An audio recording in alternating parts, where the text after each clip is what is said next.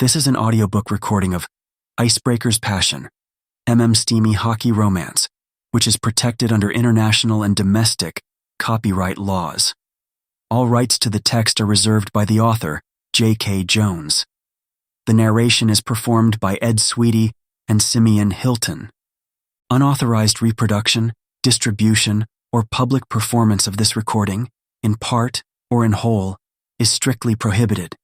This audiobook is for your personal use only and may not be resold, transferred, or shared in any form without the express permission of the copyright holders.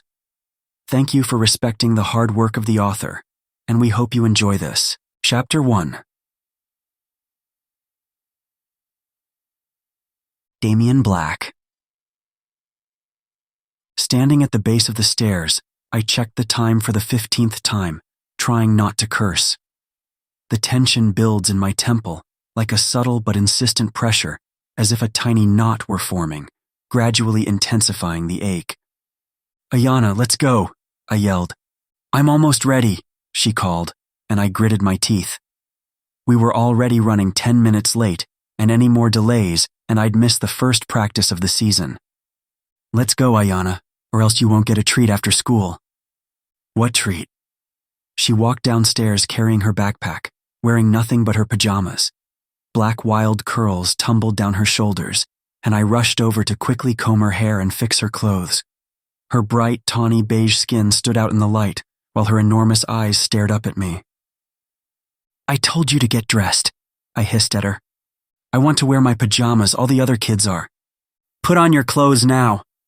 "But Dad, everyone else." "I said now, Ayana, and don't come down again without your clothes on." Her chin wobbled, but she ran back upstairs to change. "Don't forget Ayana has ballet after school," my mom yelled just as Ayana ran back downstairs. "Okay," I said, hurrying my daughter out the door to ensure we wouldn't be late. I got her seated in the back seat of my crappy 2003 Honda minivan and raced down the freeway like a bat out of hell. Tires squealing, I pulled into the parking lot of her school and walked her to the front ready to flee, but one teacher spotted me. "Oh, Mr. Black, I'm so glad you're here. Do you have a moment to speak?" "I'm running late, sorry." "It won't take much time. You see, Ayana's ballet class hasn't been paid yet, and I'll get to it when I can, but I really can't be late." I knelt in front of Ayana and kissed her cheeks. "Be good. Don't cause trouble." She nodded, but her gaze was sad. I didn't have time to think about it because just as I was about to rush off, I realized, with growing horror, that all the other kids were arriving in their pajamas. Today was pajama day. Freaking hell. Running a hand over my 3-day stubble, I snarled, revving up the engine and burning rubber as I sped off to university. I'd make it up to her later. Right now, I was running late to practice. Bursting through the double doors, I hurried into the locker room just as the guys were heading onto the ice. "Damian, you're late," one guy called. I flipped him off and then quickly stripped from my clothes and got into my gear. I took a deep breath, inhaling the familiar rich scent of the metal rink filling my nostrils. An icy wind slapped at my cheeks as I took center stage in front of the team, while Coach Leroy stood off to the side, his gaze unyielding. Things had changed at Southgate University since Mason, our old team captain, left. I regained my position as team captain after a leave of absence due to Ayana, but it came with a whole new set of responsibilities. Most of the guys would graduate this year, just like me, and the state nationals were looming. We had to make this the best game of the season. "Listen up, Frost Vipers. We've got a game coming up in 3 weeks, and we've got to crush it," I said, locking eyes with each player. "We can win this, but only if we keep it together. Remember our motto, on the ice, we strike twice." "On the ice, we strike twice," they roared back. "Now let's play," I shouted. Vaulting down the rink, my heart hammered as Luke, one of our forwards, took his first shot, and I intercepted. My skate sliced through the ice with precision, as if I were born for this moment. We executed a fast, coordinated play. Everyone knew it was go hard or go home. I had no intention of letting my team go slack on my watch. On the ice, I locked eyes with Luke, the tension palpable between us as we faced off. The puck dropped, and we were in motion. With swift, calculated moves, I weaved through the opposition, my skates slicing across the ice like blades. Vaulting down the ice, moving faster than a bullet as I intercepted Frank, who was too slow, and then weaved past Liam before passing the puck to Dustin, our defense, who lined up and took a shot. "You're off your game, guys, keep it moving," I shouted, trying to keep the momentum up. Skating backward, I received a pinpoint pass from Jake, one of our most reliable forwards. I wound up for the shot, with my stick poised to strike. God, I loved this game. The seconds felt like hours. Mike's focus was unyielding, but he couldn't anticipate my next move. With a quick flick of my wrist, I released the puck with precision. It soared through the air, a streak of determination, and found its mark in the back of the net. Yes! I pumped my fist and kept going. We had several hours left and I wasn't going to go easy on these guys. Coach Leroy blew his whistle sharply, and the entire team gathered around him on the ice. "All right, listen up, team. We're going to run the 2-1-2 offensive play in the next period. Luke, you'll take the lead on this one, and Mike, be ready to back him up." He spoke in a calm, measured tone, but it was his eyes that unnerved most people. They were sleek and intense, like glossy beads that seemed to bore into your soul. He stood tall and lean, like a scarecrow, his frame wiry and angular. His nose was hawkish like a beak. Coach Leroy's demeanor was a stark contrast to his physical appearance, always composed and in control. Coach continued, "Remember, the key to this play is maintaining control of the puck and using the space wisely. We've practiced this countless times, so let's execute it perfectly. Stay focused, give it your all, and let's bring home a win, team. Hurry up and get into formation. A word, Damian?" I groaned mentally but followed him to the benches. Coach Leroy wasted no more time. "What happened this morning? You were supposed to come in early and practice with Mike and Luke. I need you guys on your A game once state nationals hit. I know it's just stuff with Ayana. Sorry." Coach Leroy fixed me with a hard look. "You said you could do both." My breath caught. I stared at him like I'd been slapped. Ever since Ayana was born, I have been juggling both school and hockey and trying to make sense of having my life turned upside down. And I can... Damian, you're the best player I've got on this team, but you'll be my worst if you let your personal issues get the best of you. Make a choice. I know it sounds harsh, and I pray God doesn't strike me down for saying this, but you really need to decide what your life is going to be like in the future. Very few people turn into legends, and I believe you are one of the few. Coach placed his hand on my shoulder and then blew his whistle again. "Get your head in the game or get off my ice." I felt each word like the slash of a whip. I nodded, skating back onto the ice and into formation. Mike's pale green eyes found mine, and I shook my head. There wasn't time to explain. Coach was right. I needed to decide, and God willing, for Ayana's sake, it had to be the right one. "Hey man, are you good?" Mike asked, his broad shoulders leaning against the lockers as I peeled off my sweaty jersey. Practice had been brutal. Coach had us running 3 plays with me at the center. I knew I had great potential, but his words stabbed at my heart. Going pro meant giving up Ayana. Time spent with her traveling all over and playing the game I loved. I knew a lot of guys did the same thing, but few were my age. How did they do it? How did they cope with it? Every time I thought of leaving her, bile surged hot and thick in my throat. I couldn't do it. Not yet, especially since Afia hadn't figured herself out yet. I didn't want Ayana to grow up thinking I chose hockey over her. "Hey," Mike nudged my arm when I didn't respond. "Are you okay?" "Fine, everything's just crazy right now." "It's about to get worse," Mike said, then passed me his phone. "You made the dean's list." "No freaking way." I grabbed his phone. "Magna cum laude, here I come." Mike laughed as I read the document several times over, feeling my heart expand to the point of pain. I had spent so many late-night hours studying for my sports medicine degree, and it had finally paid off. Mike clapped me on the back. "Want to celebrate? I've got a shot with your name all over it." Damn, I'd love to. But then I realized Ayanna had ballet after school today, and I didn't want to be late to pick her up after everything that happened this morning. "Rain check? Ayanna has ballet." "Bring her," Mike said, his lips pulling into a wiry smile. "We can get you actually wasted, and her chocolate wasted. In moderation, of course." "Laugh it up, Williams," I said, shoving his shoulder as he chuckled. Mike ran a hand through his buzzed hair, and his pale green eyes flickered back up to mine. My throat went dry when our eyes met, and I forced myself to look away. Crap, I needed to get laid. It had been months since I got off. Most of the guys on the team were straight except for Mike and Luke, but they were my closest friends. I wasn't too keen on picking someone up from the club because of what had happened last time. Mike rubbed his muscular arm, drawing my eyes back to all that smooth expanse of corded flesh. He was a big, burly guy, just my type with light brown facial hair. He kept his hair buzzed, but it made his pale green eyes burn bright. We've been friends since junior year, and he was one of the people to help me after I went through an identity crisis after I slept with Ayanna's mom, before realizing that I was gay. Ayanna knew I liked men.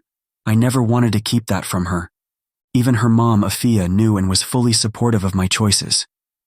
"Or," Mike drawled, keeping his voice low, "we can go back to that club again. What's it called? Stud or something." The names of these gay bars get worse and worse. I swear the next one will be called Pixie Dust or some crap. "Or Glow Stick," Mike said, and we both laughed. "But seriously, man, we should go. It's been a while." It had. I was getting excited just thinking about it. "Nah, sorry man, I'll pass." Mike shrugged, and I hated blowing him off so much. I knew he was eager to lose his virginity like I did the year prior, but some things were worth the wait. Besides, Mike deserved more than some back alleyway crap. "Want to grab some breakfast?" I asked, grabbing my backpack from my locker. I didn't have class for another hour. It was still early in the morning since practice started around 8:30 and ended at 10. I slipped into my Southgate red and white varsity jacket. It felt like wrapping myself in a warm cocoon. The fabric against my skin was sturdy, the material thick and warm over my arms. "Lead the way," Mike said. He quickly grabbed his stuff and together we left. Striding through the halls of the school, I waved to the people I knew and stopped to talk to a few others. Mike was used to me talking to so many people. As captain of the hockey team, I made it my business to talk to people on and off the team. It helped to build good relationships. To me, it was more than just a game. It was a lifestyle. Being the team captain meant that in every aspect, I represented the Frost Vipers, meaning I had to put my best foot forward. We found a spot near the back of the cafeteria. A few of the other guys were nearby and we set our trays down. My phone buzzed in my pocket. Taking it out, I saw Afia's name flash on the screen. "Running late, but I'll be there when Ayanna gets out of ballet," the text message read. Damn, was it her time to take Ayanna already? Sure. I texted her back and then slipped my phone back into my pocket, wondering how I was going to make it up to Ayanna. Taking out my tuna fish sandwich, I took a bite, trying not to wince at the bland taste. I should go shopping. I was sick of tuna fish sandwiches, and I'm sure Ayanna was too. They were just the fastest things to make when I was in a rush. "So," Mike leaned in close, "do you remember what happened with the Mountain View Mavericks a few years ago?" My heart slammed against my ribcage at the memory of the team. Crap, that had been the biggest mistake of my life, and it haunted me to this day. The sandwich turned into a rock in my throat, but I swallowed it down, avoiding Mike's piercing gaze. "What of it?" "Turns out that guy you hurt made a full recovery," Mike said. "I was keeping tabs on it, so I think you're in the clear, man." I didn't know what to say. I should have been thankful, but a part of me still felt guilty. The Mountain View Mavericks was a rival hockey team we played against during my junior year. It was a few years after Ayanna was born, but Afia was trying to figure out a schedule that worked for both of us before mentioning a custody agreement. The minute she said that, I lost my mind. I thought she was trying to keep Ayanna away from me. Anger had burst through me, vibrating through my skin like a live wire, and by the time we geared up to play, I wanted to kill something. Unfortunately, some poor sucker on the Mountain View Mavericks had gotten the brunt of my anger when I accidentally slammed into him during a game, almost shattering his freaking knee. Later on, I tried to find the guy too, but he disappeared. I never knew what happened to him, but hearing this news made me feel slightly better. If you find out who he is, let me know. I still feel like a jerk after everything that happened. No worries, man. I've got you, Mike said, then went back to eating his lunch. I finished up my sandwich, and I realized I had to be in class in 15 minutes. Crumbling the wrapper, I tossed it into the garbage and stood. All right, I'm out of here. I'll see you at practice next week, I said, bumping his fist and heading out. There was a strange commotion at the door. Several girls were squealing and staring up at a large man that towered over the rest. Huh? Maybe some celebrity? I shrugged and weaved my way through the crowd, ready to get this day over with.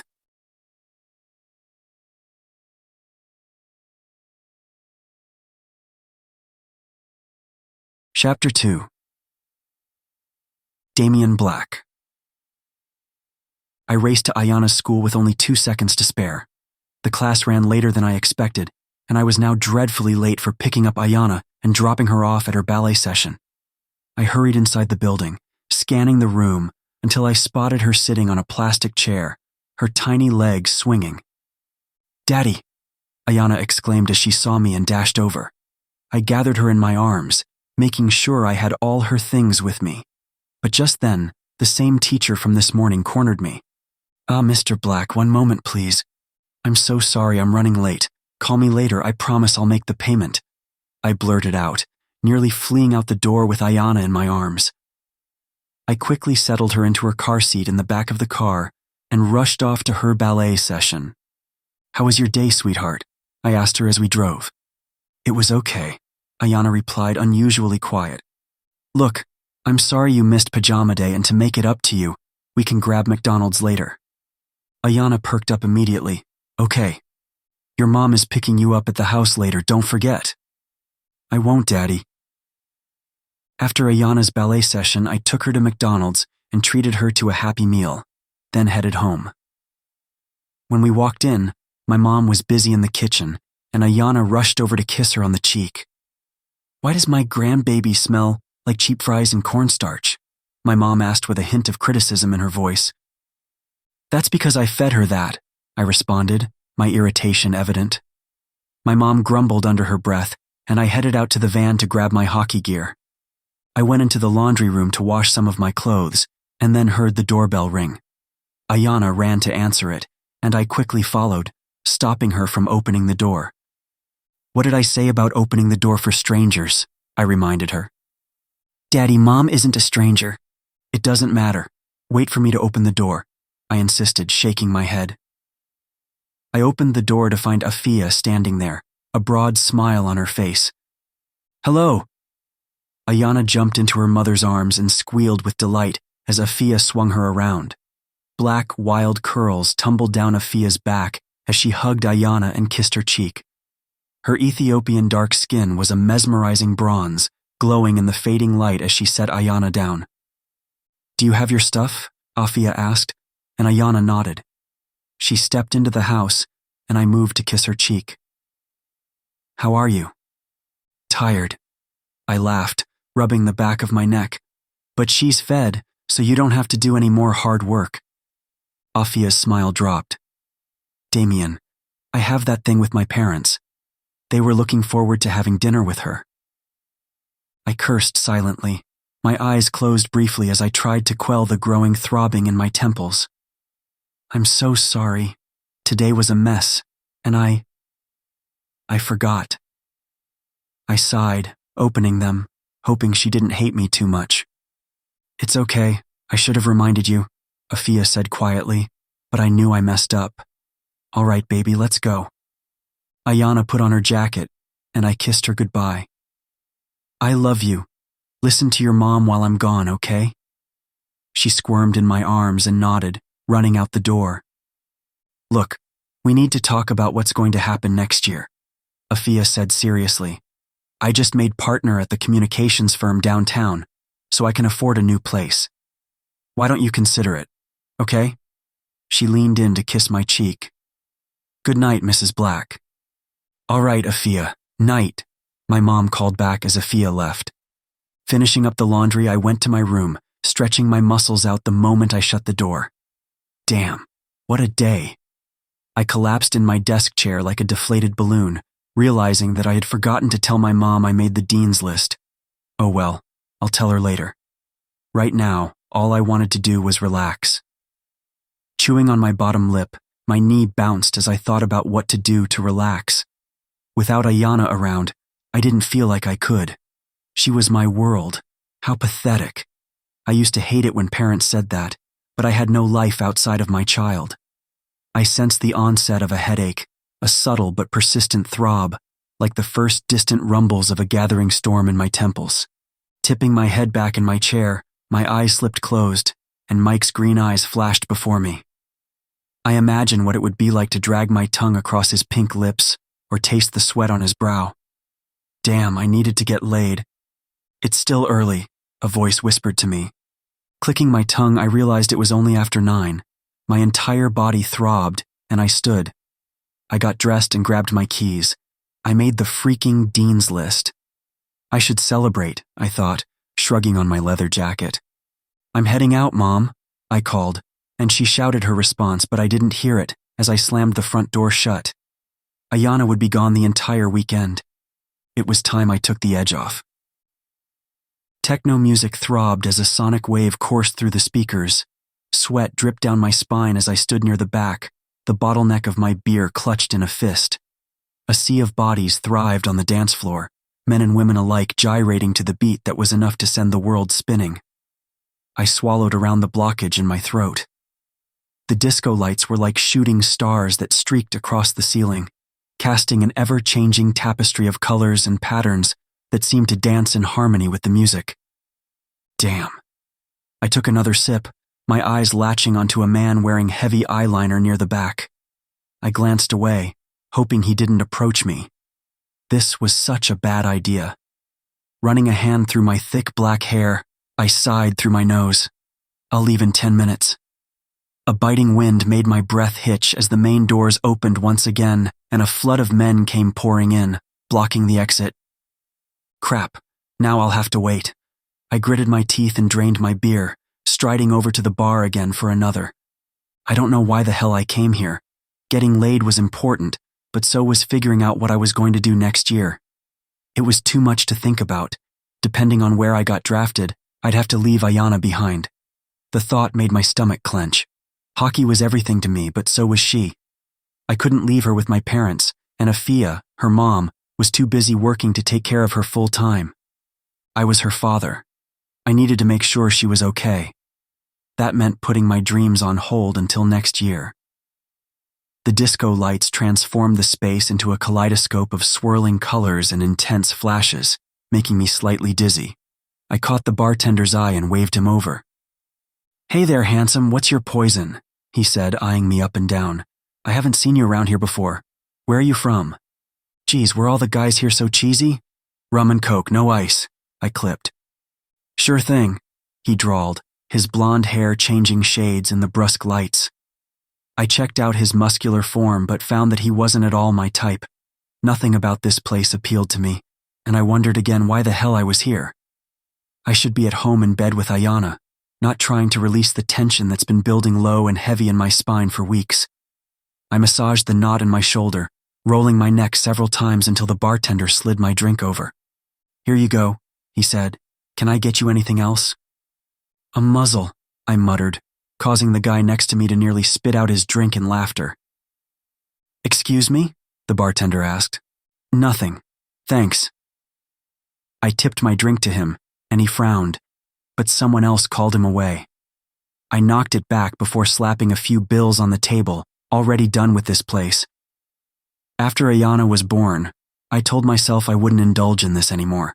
The last experience had been a disaster, and there was no way I wanted to relive it. There weren't men of substance here anyway. Just guys looking to hook up and get their next thrill. While I'd be down for that, I still had to consider Ayana.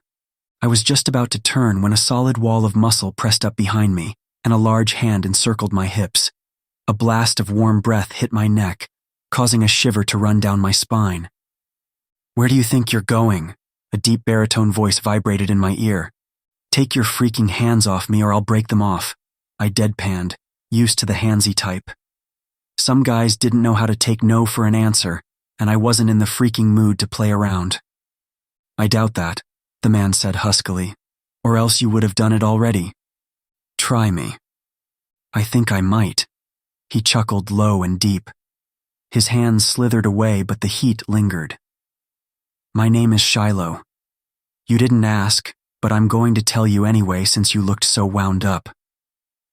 Dark eyes peered into view, and suddenly I realized just how tall the creeper was. Damn. He stood almost a head taller than me, his intense hazel eyes staring down at me. "Screw off," I muttered, ready to make my way to the door. Shiloh's smile grew as if it were all a joke, and I hated men like him. "Ouch, so much for civility. Why don't you take the stick out of your ass and relax for a bit? It must be hard being so uptight. Who knows, if you ask nicely, I might replace it with my shaft. Asshole." "That doesn't sound like a no," Shiloh said, but it sounded more like a taunt. My mouth thinned into a hard line. I was uptight, my muscles tensed and strained, coiled from all the thoughts bouncing around in my head. I came here to drink, relax, maybe get off. It's what everyone came here for too. Why was I being such a dick to this guy? "Fine, next round's on you," I mumbled. Shiloh's lips curved into a mocking grin. "I like straightforward men. Rum and coke. No ice," he spoke to the bartender, who I hadn't realized had come over. I rolled my eyes. "So, how long have you been stalking me?" "Since you first walked in," Shiloh said, catching my gaze and holding it. Shiloh's mocha eyes were a mesmerizing blend of earthy browns and forest greens, like gazing into a tranquil woodland glade with golden flecks that sparkled like hidden treasures beneath the surface. My throat went dry, and arousal swelled within me. Damn, he was attractive, and the asshole knew it. I snorted. "Shameless prick." Shiloh cocked a brow at me. "So? It got you to stay, didn't it?" "Not for long," I responded when the bartender passed us our drinks. I knocked mine back. I wasn't in the mood for conversation, and this guy seemed like the chatterbox type. A migraine pulsed at the back of my skull, and I thought about sending the asshole packing, but long fingers curled around the belt loops of my jeans. My eyes flickered up to Shiloh, who was leaning against the bar, his eyes fixated on a twink gyrating in front of us while his fingers played with the waistband of my jeans. What the hell? I was about to knock the bastard's hand away, but then they dipped lower, running along the seams of my jeans, sending a sharp jolt through my body. Shiloh lazily scanned the room. His eyes were dark, but I could see the cunning smile curling his lips. There was something strange about him, feral, and it made my blood pump hot and thick in my veins. A pink tongue darted out to lap at his dry lips, his gaze slanted toward mine. My heart slammed against my ribcage, and all this teasing had me already near the freaking edge. "Fine. You win." I wanted to grit out but refrained. I was too pent up. It had been months since I last got off, and having a toddler made it almost impossible to get laid regularly. Shiloh jerked his head towards a dark wall in a secluded area, away from prying eyes, and I nodded. He pushed off the bar, his fingers circling my wrist as we weaved through the throng of men, before being swallowed by the darkness. A blast of musty air made my lungs cinch, and I struggled to see through the cloak of shadow as Shiloh found a place for us. Moans and groans filled the air as men freaking and grinding against each other near the back of the bar cascaded in a symphony around me. Shiloh strode down a concrete corridor, finding a small area near the DJ's booth with a black curtain. Shoving me behind the curtain, Shiloh moved in like a panther, crowding my space and backing me against the wall. The inky blackness enveloped everything, rendering the area completely sightless. It was as if the world had disappeared, and I stood blind, unable to discern any hint of my surroundings. Hot lips pressed against my neck, and I jerked as a warm hand cupped my jeans. "Damn," I hissed. and before I could protest, Shiloh's mouth claimed my lips. What the hell? I gave a startled gasp when his tongue slipped between my lips. I grunted, tasting the blend of malty sweetness and a hint of roasted grains on Shiloh's tongue. I pressed a hand to his chest and shoved. I don't kiss. You do now, Shiloh said, swallowing whatever I had to say by capturing my lips again. Crap. I could feel the bastard's laughter as he pressed me harder against the wall. The darkness in the area was so oppressive that it felt as though I had been plunged into a lightless void. My surroundings were utterly invisible, and I couldn't even see my hand in front of my face. Shiloh kissed me harder, his tongue licking the seams of my mouth, causing pleasure to curl my toes and judder down my spine. Shiloh massaged his hands over my neck, working out the knots there in a way I never knew I needed. Relax, he murmured, breaking the kiss. This won't be fun if you remain this tense. Stop talking and I will, I spat, ready to get this over with. It was already inching past 1 a.m., and I had a lot to do tomorrow. A laugh bubbled out of Shiloh, and it didn't sound the least bit genuine. He flipped me around so fast my face slammed against the cold concrete wall. I don't normally like people who talk back to me, he whispered, but there was a slight edge to his voice. But on you, it's cute. I like cute. Screw what you like, I gritted out, my cheeks flaming with humiliation. Oh, I plan to. Shiloh gave another throaty chuckle. When it was over, pleasure made my toes curl and then I was flung off the edge. The breath was punched out of my lungs, my vision whitewashed, like a blank canvas erasing all details, leaving me momentarily blinded. I choked on a scream as he stroked me through it, causing stardust to burst before my eyelids. Shiloh's massive chest rumbled. My knees nearly buckled as I shivered through my release. Shiloh laughed. His hot breath tickled the shell of my ear. Amazing, he muttered, pulling his hand away, and I whimpered from the loss of warmth. Shiloh licked his palm, savoring the taste. Nobody had seen us, but the rush had made it even more exciting. Then I felt like I'd been doused with cold water. What if someone had seen us? We'd be kicked out for sure. What if they called the police, and I was arrested for indecent exposure? What if it made it on the news and Ayana saw it? What the hell was I doing? I hurriedly buttoned my jeans, moving away from Shiloh. The air around me grew thin, and it felt like an invisible hand was clenching my throat, leaving me gasping for breath and suffocated by the lack of oxygen. Shiloh leaned against the wall with his gaze hooded, almost as if he expected this type of reaction. Deep hazel eyes kept me rooted to the spot. They were a mesmerizing paradox of darkness and seduction, concealing a latent danger that was impossible to ignore. I looked away. Damn, I needed to get the hell out of here. Thanks. Well, I expected a lot more than that, Shiloh replied, grinning with sharp eyes. There was anger there too. Rage, maybe. It was a dick move, but something about this guy set my teeth on edge. My eyes dipped down to his jeans, and I saw there was a wet spot there, so it wasn't like he didn't get off too. Pulling out my phone, I checked the time. I have to go. Maybe next time? Maybe. Shiloh tilted his head. And maybe with more of an audience, you seem to like that too. I spun on my heels and left, my cheeks burning as his laughter followed me through the corridor.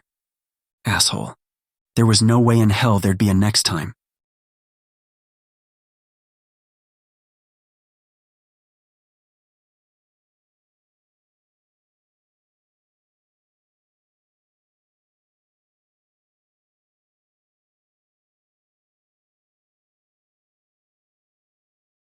Chapter 3.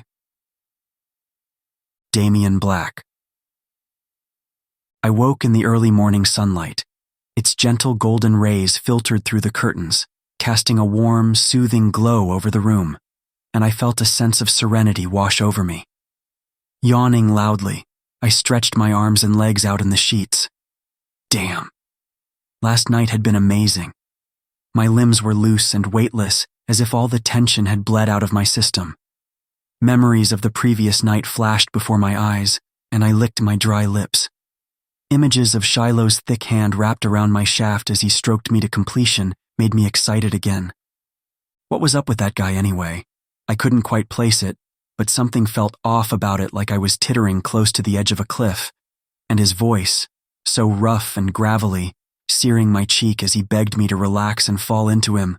It was exactly what I needed. Rolling out of bed, I groaned and put on an old pair of sweats while searching for a t-shirt to wear.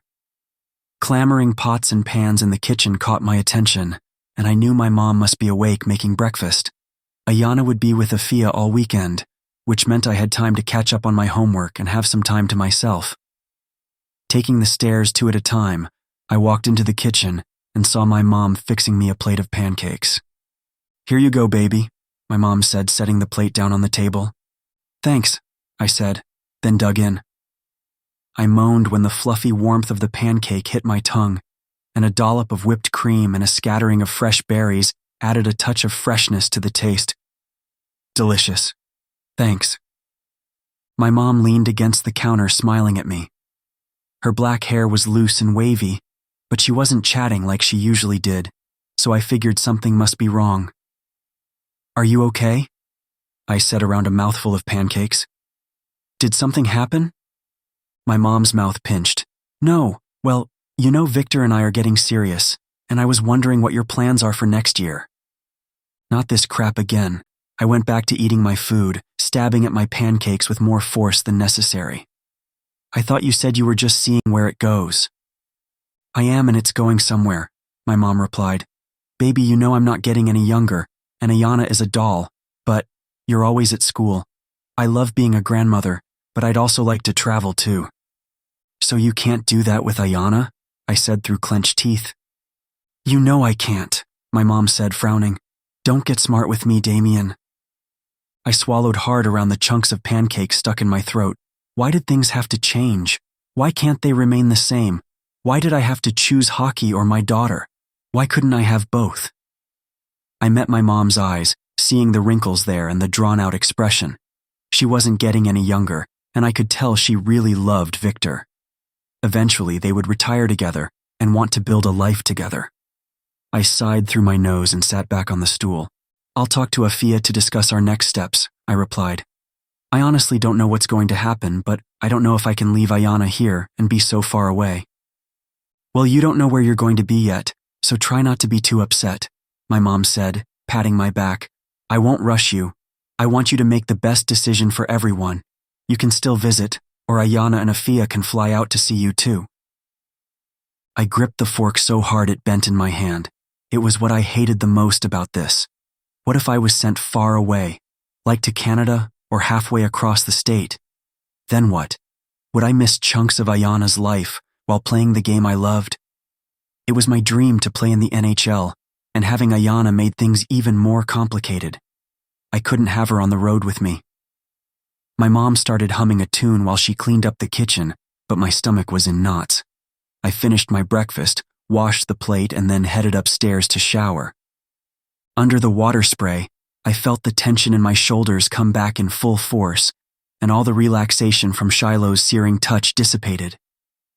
Damn. I couldn't escape it. I had to decide.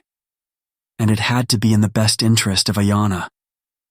My mom loved her, but asking her to take care of my daughter full-time while I gallivanted around the state seemed unfair. Lathering my body up with soap, I scrubbed my arms and legs. I rinsed off, then got out of the shower and dressed for the day.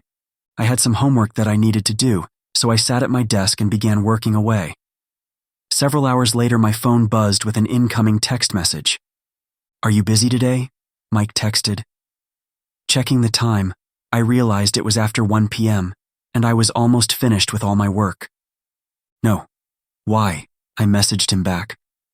"Want to come over and finish Black Ops?" Mike replied. A smile curled my lips as I thought back to our previous game when I kicked his ass into the dust. Video games were a damn good distraction. One I desperately needed right now, because I couldn't figure out what the hell I wanted to do in the future. "Sure, I'll be there at 3. I messaged back, then turned off my phone to finish my assignments. The timer on my phone went off at 2:15, so I shut down my computer and put my books away, satisfied with the work I got done. I dressed in dark wash jeans and pulled on a deep blue sweatshirt, feeling the chill of the day. I finished my outfit by shrugging into my well-worn leather jacket. I went downstairs to put my shoes on, and as I prepared to head out, my mom was engrossed in her TV show in the living room.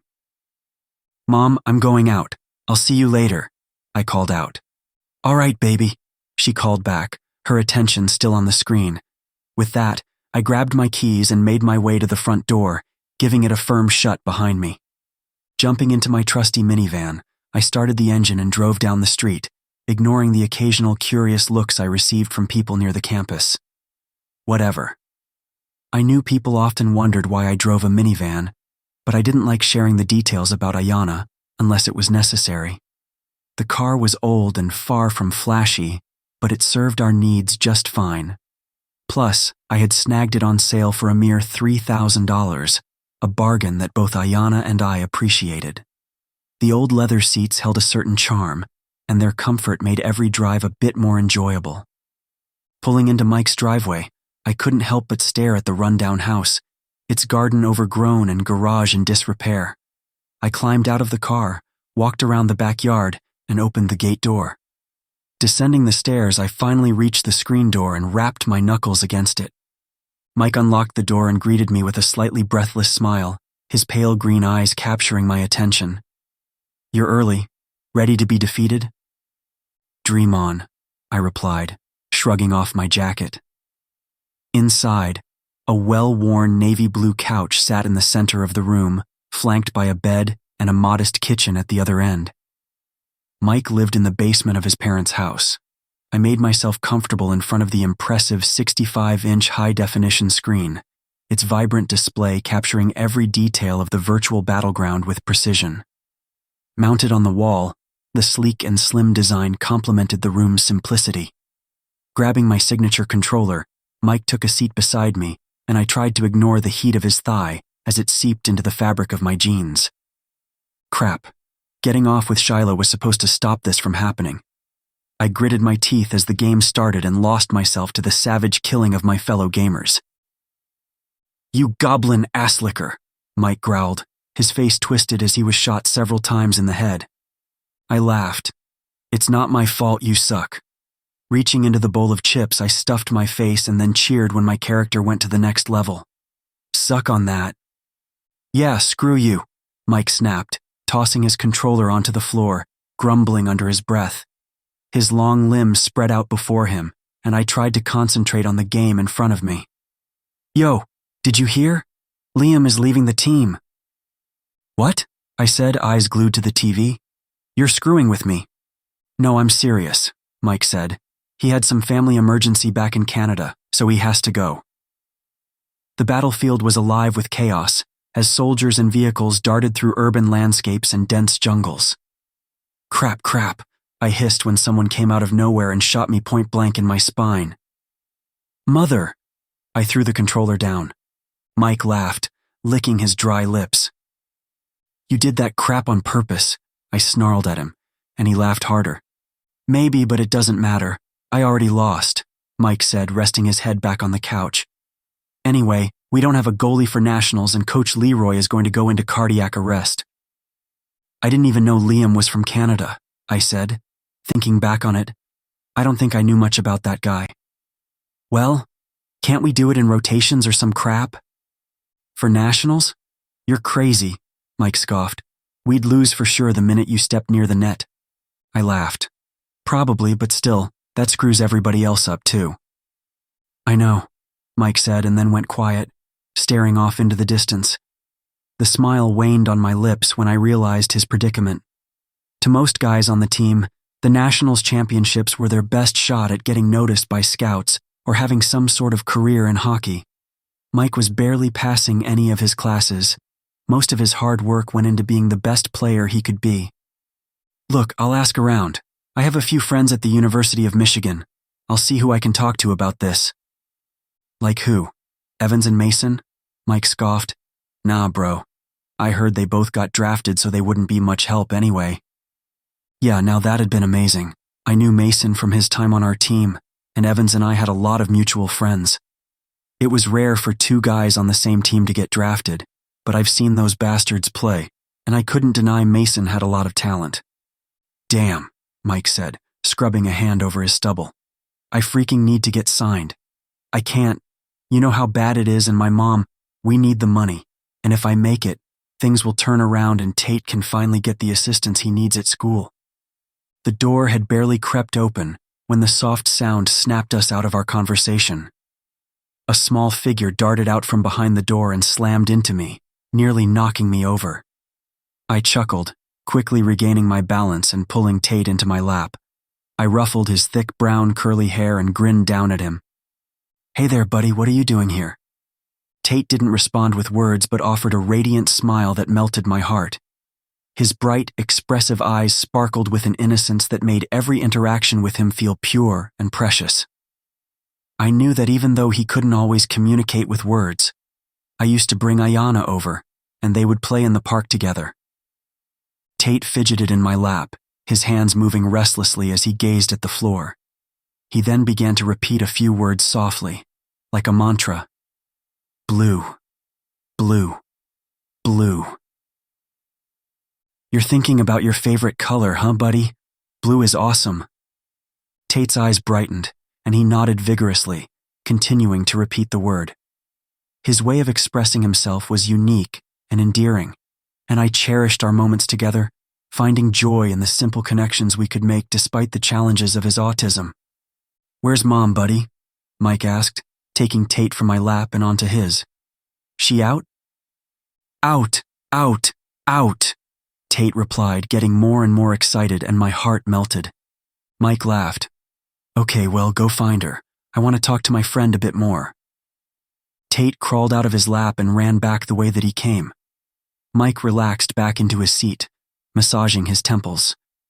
I had no idea what it was like being the sole provider for your brother who had autism. I couldn't imagine the type of stress Mike was under. Don't worry, man, I said, touching his shoulder. We'll play. I'm sure Coach already has someone else in mind. Yeah, Mike replied, but his gaze was far away. It was inching past 6, and I knew I should probably head home. The weekends were quiet without Ayanna, but I knew Mike would have his hands full once his mother came home, and I didn't want to impose. All right, man, I'm gonna head out. I'll catch you later at school. I stood, then grabbed my leather jacket which was hanging off the couch.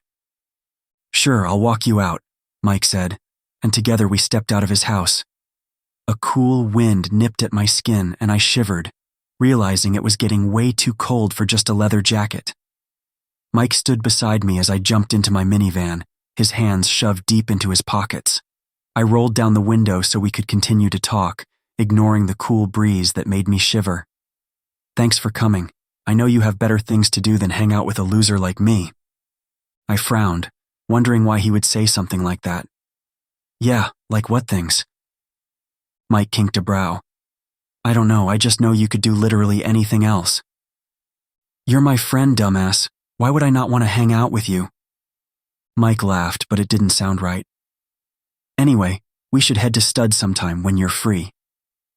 Screw that place, I grumbled, rubbing my hands together. I went last night. It was a dump. Mike's brows climbed his forehead and a light flush spread to his cheeks.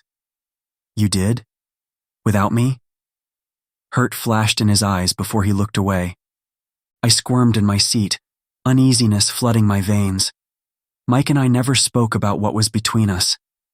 I was too afraid of ruining our friendship, and with Ayanna thrown into the mix, it was way too complicated, so I avoided it. Mike was still a virgin and my best friend. His first time should be with someone special, not with his best friend who was leaving within a year or less. Plus, with all the things threatening to change in my life, I knew this was the one thing I had to hold on to. Yeah, well, it was garbage. I felt like I went dumpster diving. Trust me, you didn't miss anything. Really? Mike asked, licking his lips. Did you meet anyone? I snorted, if Shiloh could even count as anyone. I got off if that's what you're asking, but the guy was a dick, so I left. Seriously, we should find somewhere else to go. Mike nodded and forced another chuckle. Okay, sure. Anyway, I'll catch you later. I'm freezing my balls off standing here. I laughed and waved, putting the car into gear and pulling out of the driveway. Tapping my black Timberland boots on the tile flooring, I sighed and checked my watch for the 15th time. It was Sunday afternoon, and Afia was 20 minutes late. I didn't have anywhere else to be, but I was anxious to see Ayana. We alternated custody weekends, but I didn't like being away from her for too long. The coffee shop was filled with the rich scent of coffee grinds and light chatter as I sat near the window. Just then, the door chimed, and Ayana burst in. "Daddy!" she screamed, barreling into my leg. I laughed, picking her up and hugging her tightly. She smelled like clean soap, and her hair was pulled into a tight ponytail and braided down into a tail. Afia walked in carrying her backpack, her hair matching Ayana's. "What's this? Matching hairstyles?" I gasped, pinching my daughter's rosy cheeks. "What did you guys do?" "Daddy, Mom, and I went to get our hair done and our nails done. I got a new pony, and Grandpa gave me cookies to bring to you," she said, holding out a bag of crushed sugar cookies with the icing already eaten off. "Thanks." I chuckled, taking the plastic bag. Afia came over, and I kissed her cheek. "How was it?" I asked. "A handful." Afia sighed, her mouth curving into a tired smile. "But it's okay. I'm glad we got to spend the weekend with my parents." She sat down across from me, and a waitress came over to take our coffee orders. As we waited for our coffee, Ayana started excitedly talking about her time with her grandparents. Her face lit up, and her words tumbled out with enthusiasm. "Grandma and Grandpa took me to the park, and they let me ride on the swings for a long time. I went so high, Daddy, you wouldn't believe it." Her eyes sparkled as she relived the moment. "And what else did you do, sweetie?" "We played board games and Grandma let me help her bake cookies. We made chocolate chip cookies just the way you like them, Daddy." I couldn't help but grin, touched by the thought, "That sounds like a lot of fun, Ayana." "It was, and then Grandpa taught me a new magic trick," Ayana continued, her hands moving in the air as she tried to replicate the trick, but failed miserably. Afia and I laughed at her pouty expression. The waitress came back with 2 coffees, 1 small hot chocolate, and a biscuit. I set it down in front of Ayana, keeping an eye on her so that the hot chocolate didn't spill. "It's hot, baby. Be careful." "I know that, Daddy," Ayana grumbled, and I patted her head. "Here, play with your toys," Afia said, handing her a Barbie. "Daddy and I need to talk for a minute." Ayana took the Barbie and started playing with it, and her food. I winced at all the mess, but turned my attention to Afia, who steepled her hands in front of her as she leaned forward. "Look, I was thinking, why don't you let Ayana come stay with me permanently?" For a second I thought I heard her wrong, but then I looked into her eyes and realized that she was serious. What the hell? No. An electric spark of pain fractured my vision. The room spun and bile rose hot and thick in my throat. Was Afia asking for full custody of Ayana? No. She promised she would never do that. My heart slammed against my ribcage, and the shock was palpable in every fiber of my being. My tongue filled with lead, and everything faded into a thick syrup fog. It was my worst fear coming to life. I couldn't breathe. I couldn't see. It finally happened. She was taking Ayana away from me. Chapter 4. Damian Black. "Hey, are you okay?" She touched my hand, and I flinched back, nearly knocking over my drink. What the? Anguish and fury intertwined as I struggled to contain my rage, my thoughts consumed by the audacity of Afia's request for full custody. "You said you wouldn't take my daughter away. You swore." "Whoa, Damian," Afia said, grabbing my hand and holding it. "I'm not taking her away." My lungs felt like they were being squeezed by a fist. Everything washed over me, and I couldn't breathe as I struggled to understand what she was saying. "Then what are you doing?" I hissed back at her. "Next year is graduation and you'll be..." "Right here with my daughter," I almost exploded at her. I was sick of everyone trying to box me into a corner. So what if I wanted nothing more than to go pro? Ayanna was my priority, plain and simple. I would give up the world for her. Calm down, try to relax, Afia said, placating. I was just saying, since I made partner now and I could afford my own space, why not give your mom a break and let me take her? That way you can focus on other things. What other things? What could be more important than her? I wanted to scream but calmed down. This wasn't the time or place, and we both knew Ayanna could be a handful. I turned away, taking a large gulp of my coffee, not caring that my tongue was almost scaled. Look, we're trying to help you. It's just that lately you seemed tense. Tense? I barked a laugh.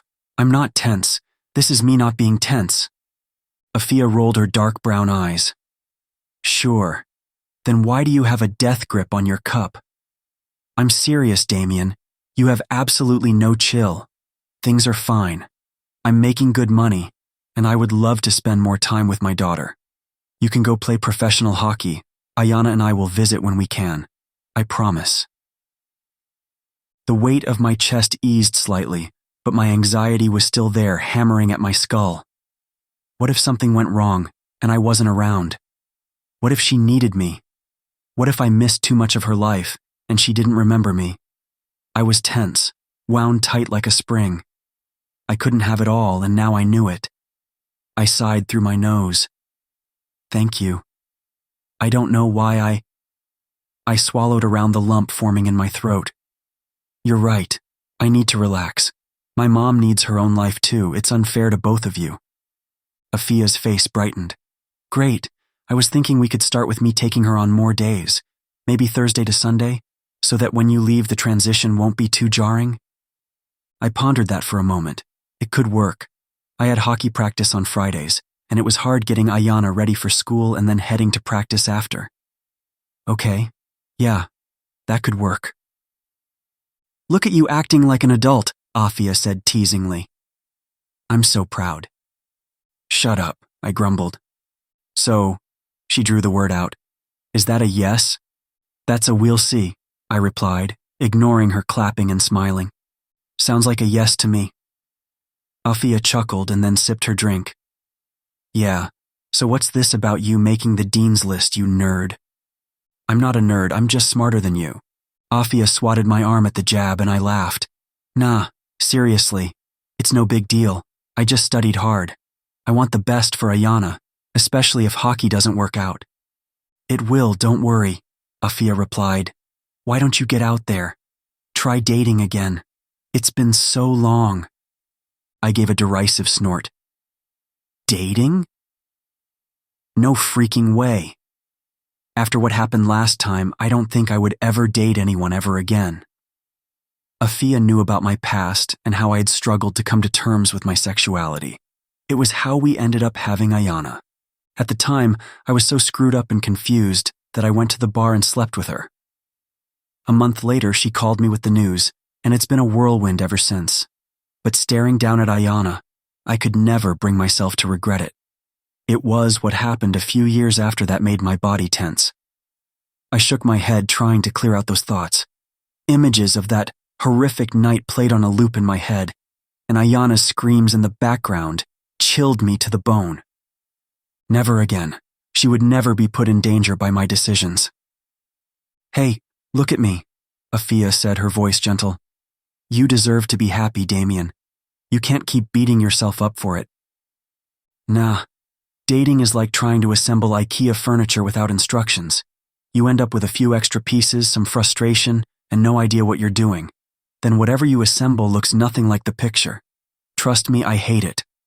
Afia laughed and we continued the conversation until Ayanna started getting restless.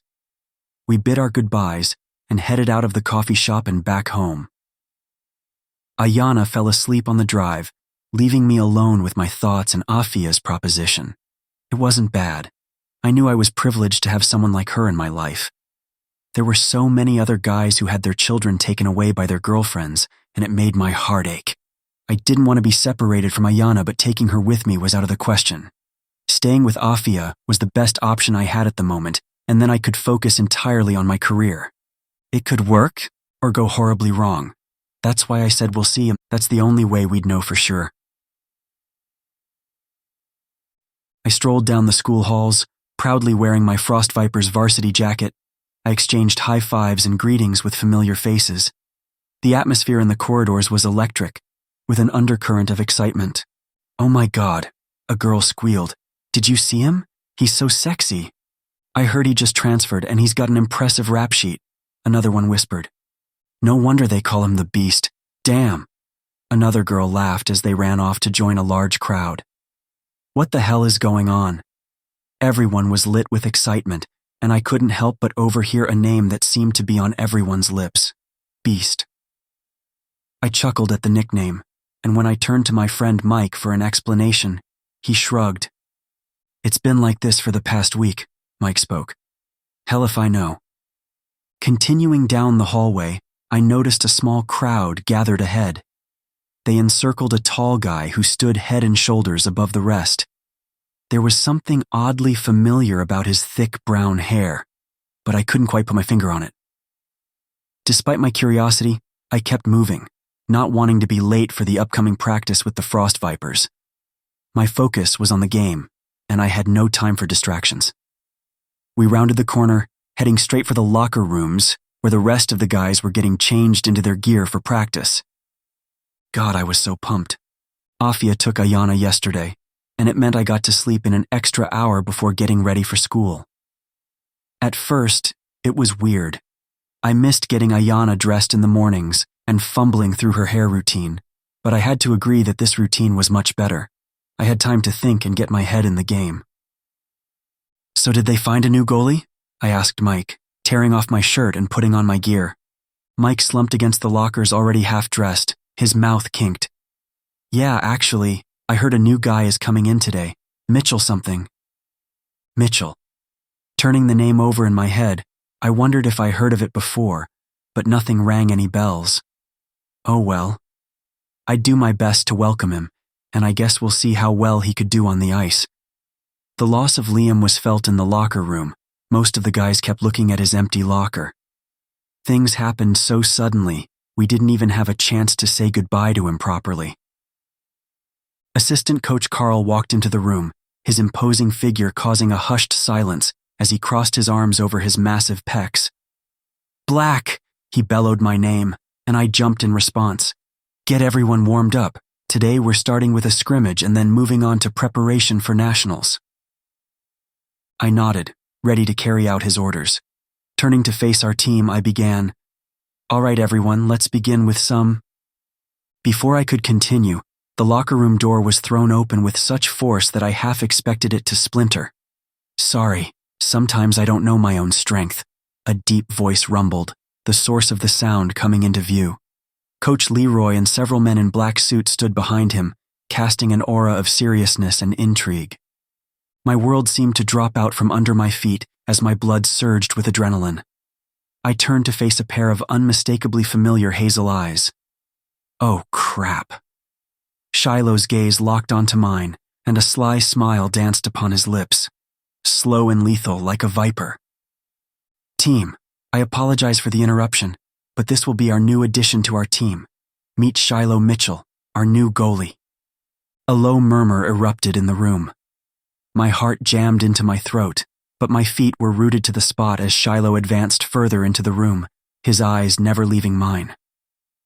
"Well, this just got 10 times more interesting," he murmured, licking his dry lips. Heat flared across my cheeks and I turned away from him. "Is that who they were calling Beast?" Mike whispered to me. "That guy is like a woolly mammoth. Can he even fit in the net?" "I have my ways," Shiloh responded, and I hadn't realized that the entire team had been listening to us. "Trust me." He grinned, but it was all teeth. Mike's Adam's apple bobbed, and he gave a nervous chuckle. "These men behind me are from the ACHA. They'll be sitting in on this game. I want you all on your best behavior," Coach Leroy warned, and his gaze fell on mine.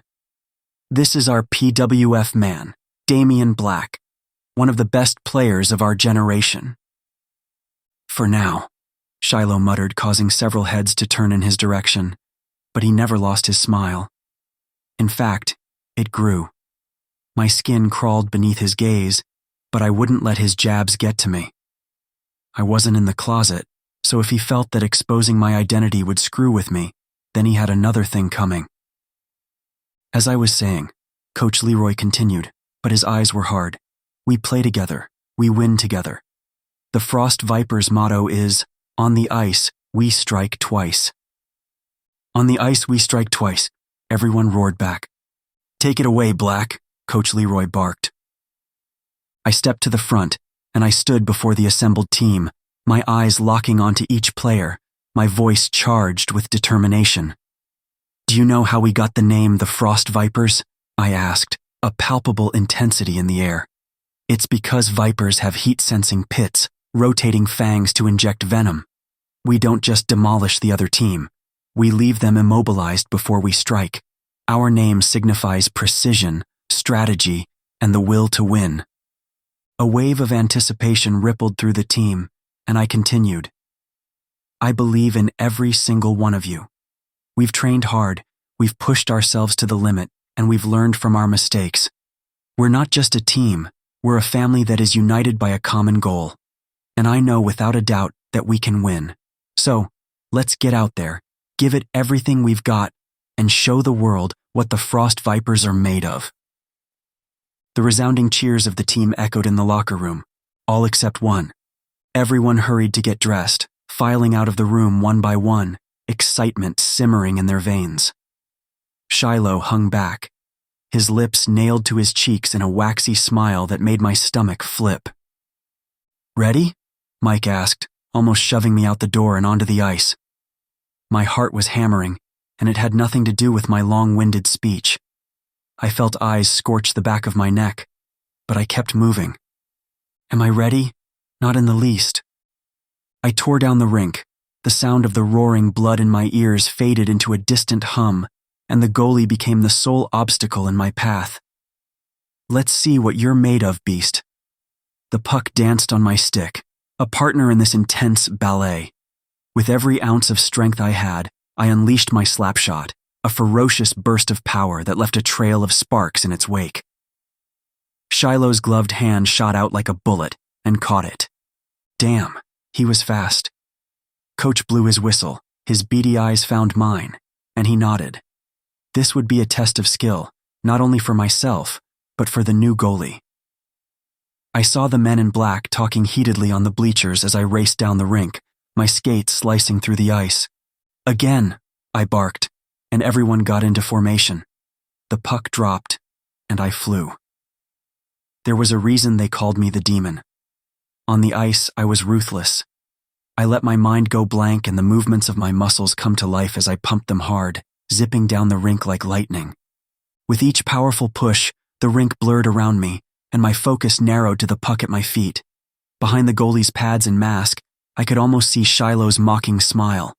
But I pressed on, hurtling past Kyle and incepting Jake as I flew towards the net, the icy surface rattling beneath my skates.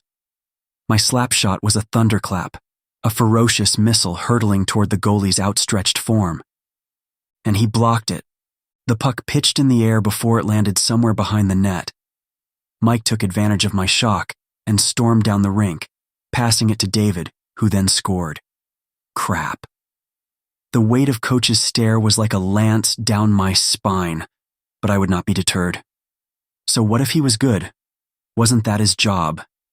And yet it freaking irked me. I wanted the bastard to be bad and fail. The rink felt like a pressure cooker, and I was the center of the storm.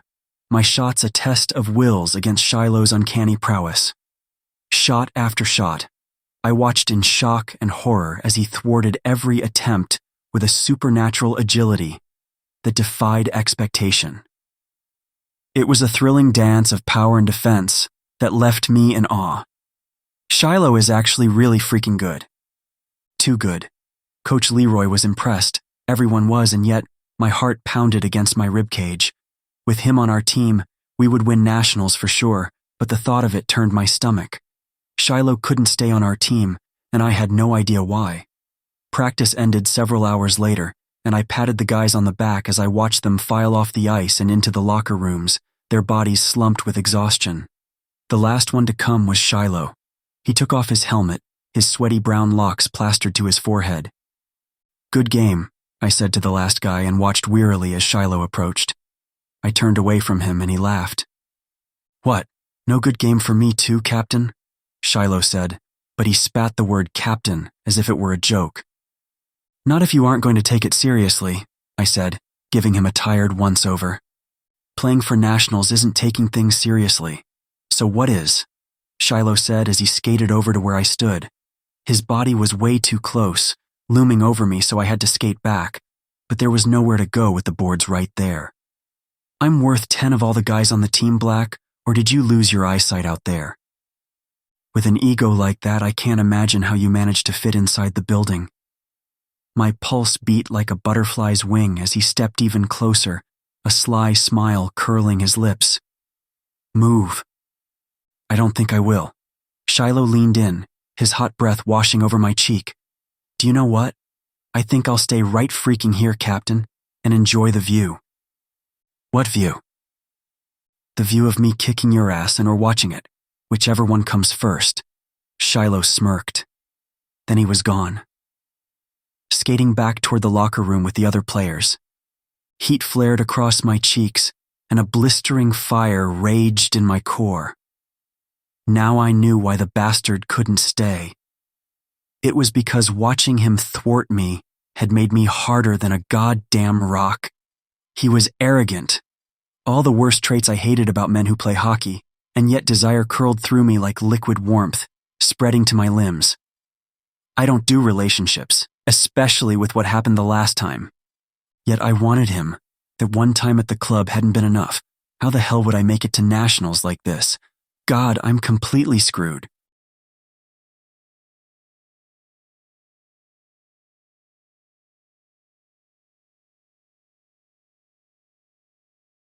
Chapter 5. Shiloh Mitchell. Waves of nausea swept over me, and I convulsed as I expelled the contents of my stomach onto the ground. I was shaking so violently that I struggled to remain upright. Crap, flashes of that damn puck flying through the air made my breath catch, and I retched again, bile burning hot and thick as it erupted onto the pure white snow, staining it yellow. My blunt fingernails dug into the brick wall, and my vision swam. I sucked in harsh peals of air through my nose. Crap. Curling my hand into a fist, I snarled, hating how weak I'd become. It was all his fault. I almost barked a laugh, but my throat felt like freaking sandpaper. Hatred had taken root within me, like a massive tree with thick trunks of anger. The icy cold wind sliced through my sweaty skin like 1,000 tiny blades, leaving a trail of frosty fire in its wake. I stood on shaky legs, running a hand through my sodden hair, trying to remember my breathing techniques. In and out and in. Screw it. Taking a napkin from my coat pocket, I wiped the bile clinging to my lips and strode away from the secluded area near the back of the school hockey rink.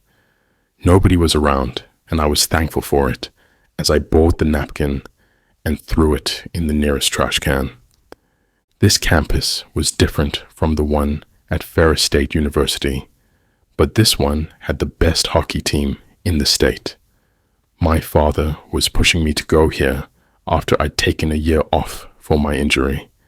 I gritted my teeth at the thought of having to uproot my life, leaving all my friends behind because of what happened in the past. But it was too late to go back now. I was here, at Southgate University, playing for the best hockey teams in the state. I should be happy, grateful, but rage slithered around me like a vaporous poison. I hated being here, just as much as I hated him. Damian Black, the goddamn bully who put me here in the first place. Gripping my varsity jacket tighter, I plastered on a fake smile as the dual campus doors came into view, and several girls came running up to me. "Shiloh? That's your name, right? You're the best goalie Mountain View Mavericks ever had. Would you sign my notebook?" My lips curled over my teeth. "Is that so?" "Sure thing," I said, grabbing her pen and scribbling my name down. Little did they know I hated it there, just as much as I hated hockey. Hated the ice, the stench of leather, hated the drills, hated everything. There was nothing about this sport I found enjoyable, yet I played it, bled for it. Why, you might ask? Well, I'm clearly some kind of masochist, but unfortunately, hockey pays my bills and gets me the scholarship I need to attend school. So I hate hockey, mostly because I freaking need it so badly. "Me too," another girl said, blushing when I winked at her. "And me," another one hurried to push her notepad through. "You guys are going to make me late to class." I laughed, but my voice ached. I signed her notepad and then waved them off, hurrying to get to the next class. Pushing open the dual doors, I took my seat near the front of the lecture hall and eagerly took out my books. Professor Crane strode to the front of the room wearing a white button-down shirt and black slacks that showed off his muscular thighs. "All right, class. Today we will learn about the principles of advanced physical education curriculum design," Professor Crane announced, his voice carrying the authority of years of teaching experience.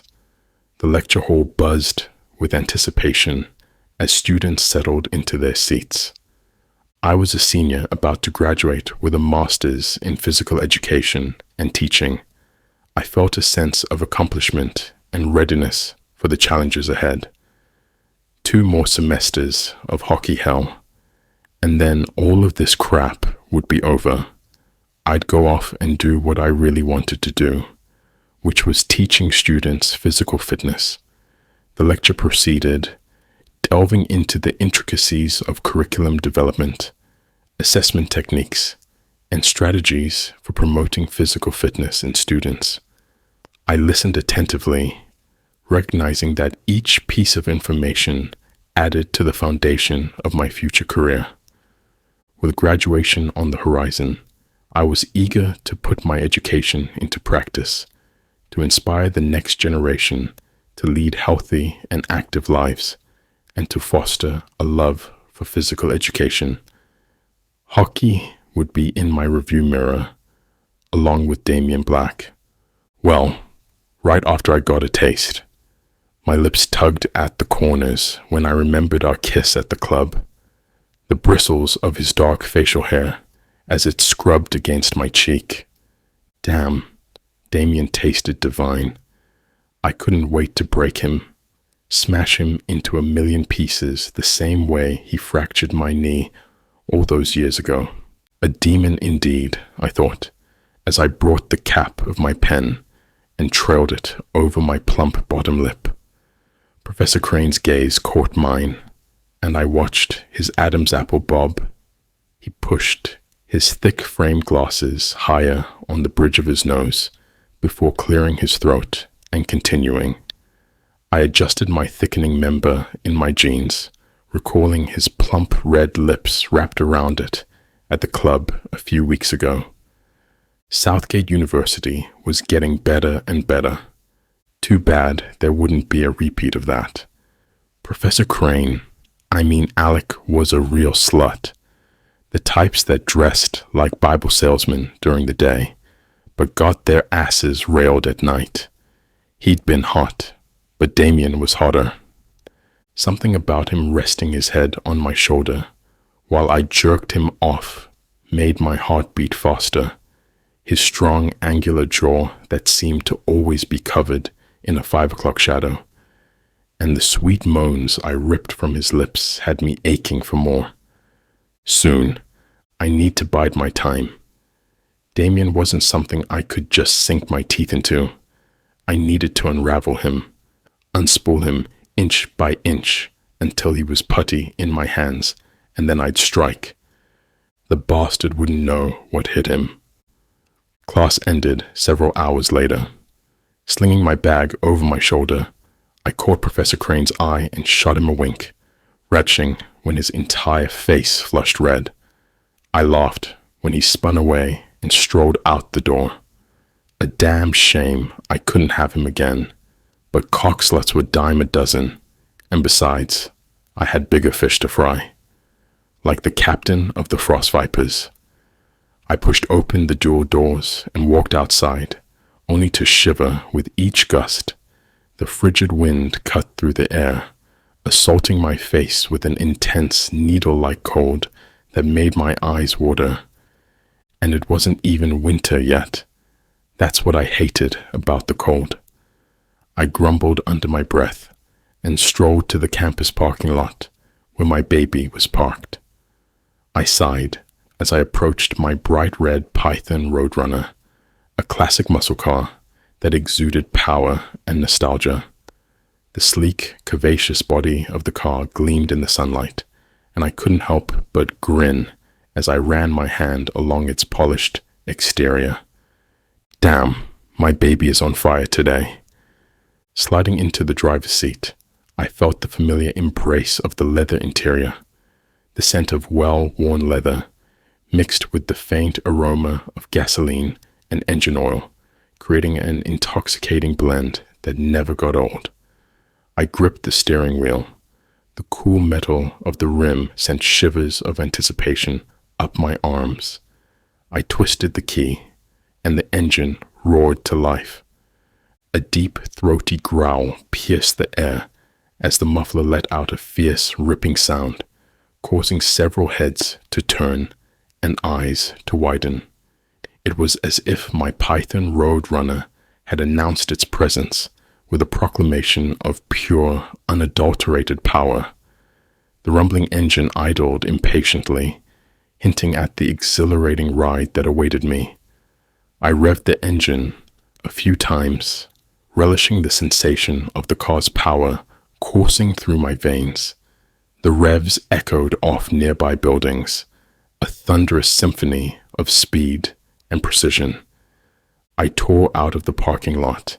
The Python Roadrunner's tires squealed with delight, leaving behind a trail of awe-struck onlookers and a cloud of tire smoke. I vaulted down the freeway, breaking several speeding laws. But who would care with a car as beautiful as this one? 20 minutes later, I drove into my apartment's parking garage and parked her near the front. After a long day on campus, I was eager to return to my apartment and just relax. I grabbed my gear from the back before taking the elevator up to the 10th floor. The building stood like a sentinel of luxury in the heart of the city. As I entered, I was greeted by the spacious living area with floor-to-ceiling bay windows that framed a breathtaking view of the cityscape. The sunlight poured in, casting a warm and inviting glow across the polished hardwood floors. The kitchen was a chef's dream, adorned with granite countertops and chrome appliances that glistened in the soft illumination. I tossed my gear into the closet and rolled my shoulders, picking up the mail as I went into the kitchen to grab something to eat. Taking out a red apple, I started munching on it while rifling through my mail. A past due notice caught my attention, and I scrambled to open up the letter. Dear Mr. Mitchell, we regret to inform you that the last payment of your tuition was unsuccessful. It has come to our attention that there was an issue with the payment method or transaction. To ensure your enrollment remains unaffected and to prevent any further complications, we kindly request that you address this matter at your earliest convenience. Please take the following steps to rectify the situation. A surge of acrid bile burned my throat like liquid fire, leaving a bitter, nauseating taste that clawed its way up into my mouth. I closed my eyes, fighting against the urge to retch all over the table, and sucked in harsh breaths. Gritting my teeth against the agony throbbing through me, I tore open one of my kitchen doors and took my medication out, swallowing it down dryly. Freaking hell. Anxiety coursed through me like an electric current, setting my nerves on edge and making my hands tremble as I read the letter once again. Past due. I scrambled to check my bank account before it dawned on me. The semester just started. That meant the scholarships were probably late in handing them to the school. I sighed in relief and then took out my phone to check the status of my hockey scholarship and saw that it had been approved. I sent that information over to the school along with a letter explaining the reason for the delay. Damn, I whispered, running a hand over my sodden face. That was close. Too freaking close. I snarled and took out some frozen burgers to make for dinner while I tossed the letter back onto the table. A few boxes were stacked near my doorway. I had moved in a few weeks ago, and I was still getting used to being so close to the city. One more year, I told myself, while I stripped out of my clothes and headed to the shower, and then I'd be out of here. Walking through the hollow hospital halls on a chilly morning, I made my way to the local physical therapy clinic for my scheduled appointment. The faint scent of antiseptic hung in the air, and the pale, sterile surroundings created an atmosphere of quiet determination where patients sought to regain their strength and mobility. I'd know. When I first came here, I could barely freaking walk. My knee had been fractured on the ice, and I lost all hope of having a normal life. Working with Jake over the past year has helped me to go above and beyond that. Not only was I back on my feet, but I was back playing hockey with a vengeance. "Is that Shiloh again?" a voice said, and I laughed as Mrs. Campbell rose from her chair on shaky legs. "Good to see you, son. I thought for sure you'd be all finished with your treatments." Mrs. Campbell owned the place with her husband, but was set to retire in a few years and have her sons take over. She stretched out her wrinkled hand, and I took it, placing a tiny kiss on the back that caused her to blush. "Good to see you too," I said, my voice smooth like honey. "You know," Mrs. Campbell said, leaning in, "my niece is still single. Why don't I set you two up on a date? I think you'd be a perfect match." "I'm still gay, Mrs. Campbell." "Still?" Mrs. Campbell pouted. "Darn, what about my nephew?" "Not in this lifetime. I've seen her nephew, and he wasn't someone I'd ever touch, even with a 10-foot pole. I was debating the politest way to say no when I heard my name being called. "Shiloh," Jake said, his bulky frame filling the narrow doorway. "Ready?" "Hell yes." "Yeah, sorry. Excuse me, Mrs. Campbell," I said, nodding to her and the other ladies while I made my escape. Jake laughed at my expression before opening the door to a large workout area. Peeling off my coat jacket, I set my stuff in the locker rooms before meeting Jake near the front. "We won't get into anything too strenuous today," Jake said in a deep voice that instantly sent shivers down my spine. "How's your knee doing, anyway?" "Hurts some days, but I think my joints just lock when the weather gets cold," I responded, and Jake guided me onto the bench while he took my leg into his lap, his large hands kneading the cartilage. He pressed his thumb into the underside of my knee, and I hissed, jerking back. "You've got some tension here," Jake said, his lips curling over pearly white teeth. "Don't worry, I'll get rid of that." "What else too?" I wanted to ask.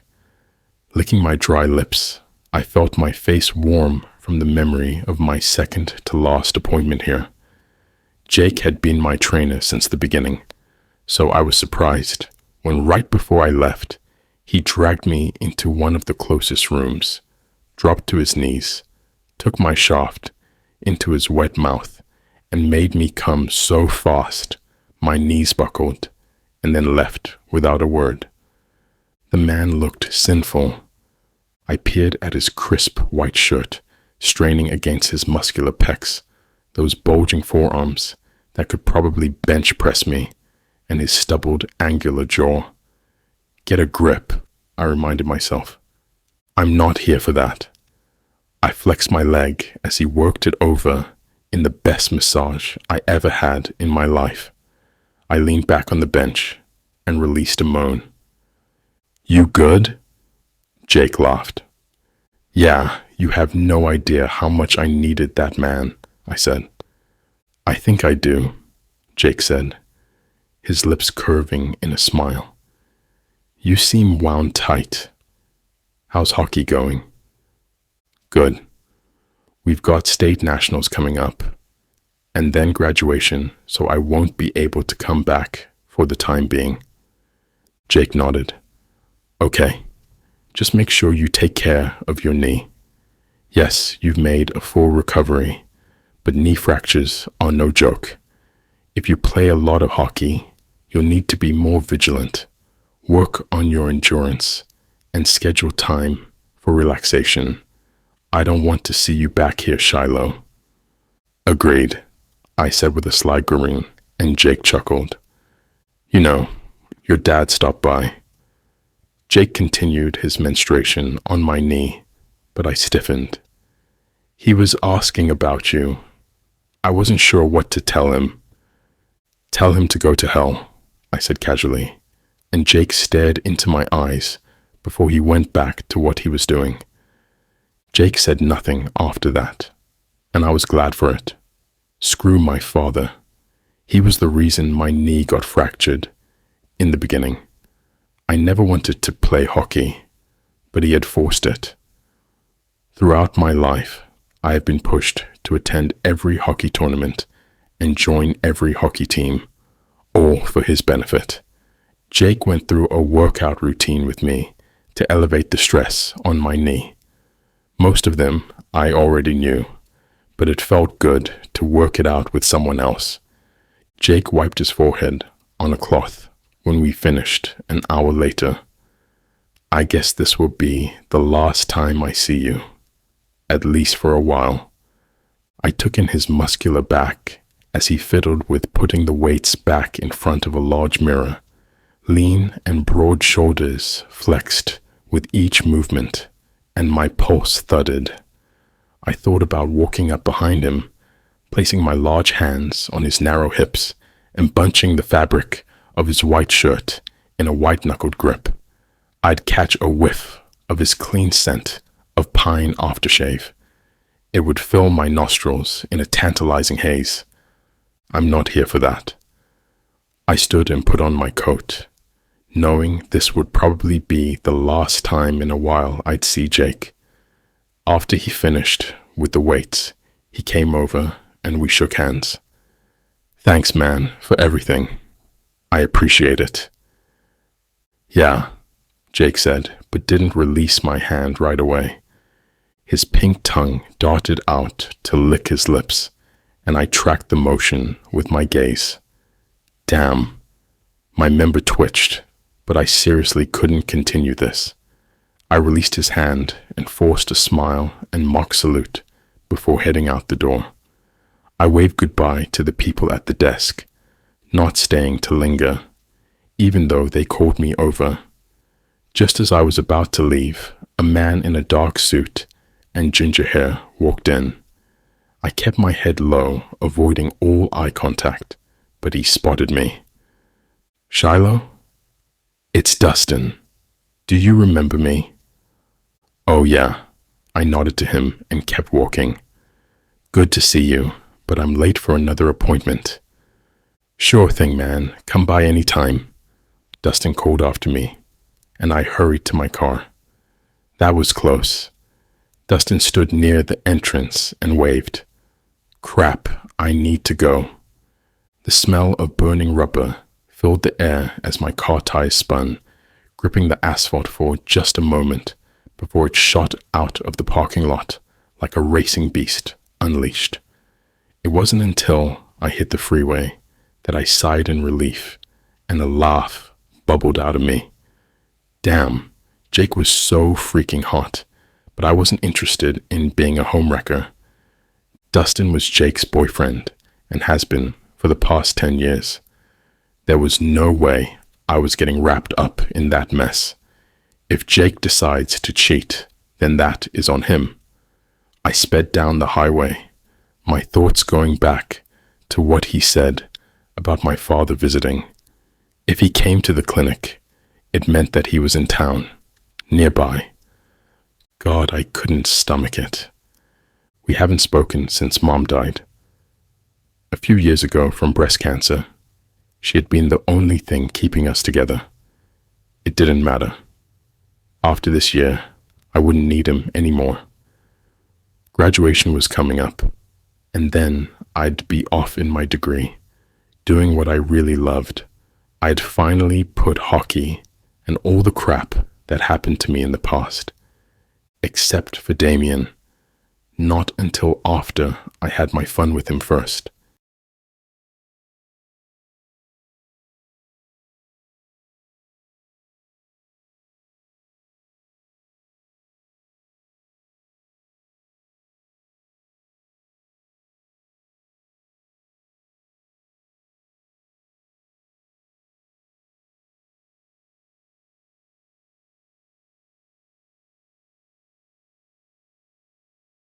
Chapter 6. Shiloh Mitchell. Arriving at the elementary school for my co-op as an assistant gym teacher, I was greeted by the vibrant atmosphere of eager young students. My heart slammed against my ribcage as I took in the sprawling building where kids were flooding out. The school was near my apartment, and I was glad when the university said that I could finish up my 200 hours and graduate on time. As I stepped through the entrance, I took in the kids running around. All of them looked so cute with their little backpacks, and my heart almost melted. This is what I truly wanted to do. Teaching was a passion that felt like it was woven into my very being, and it might have seemed a bit odd considering my size.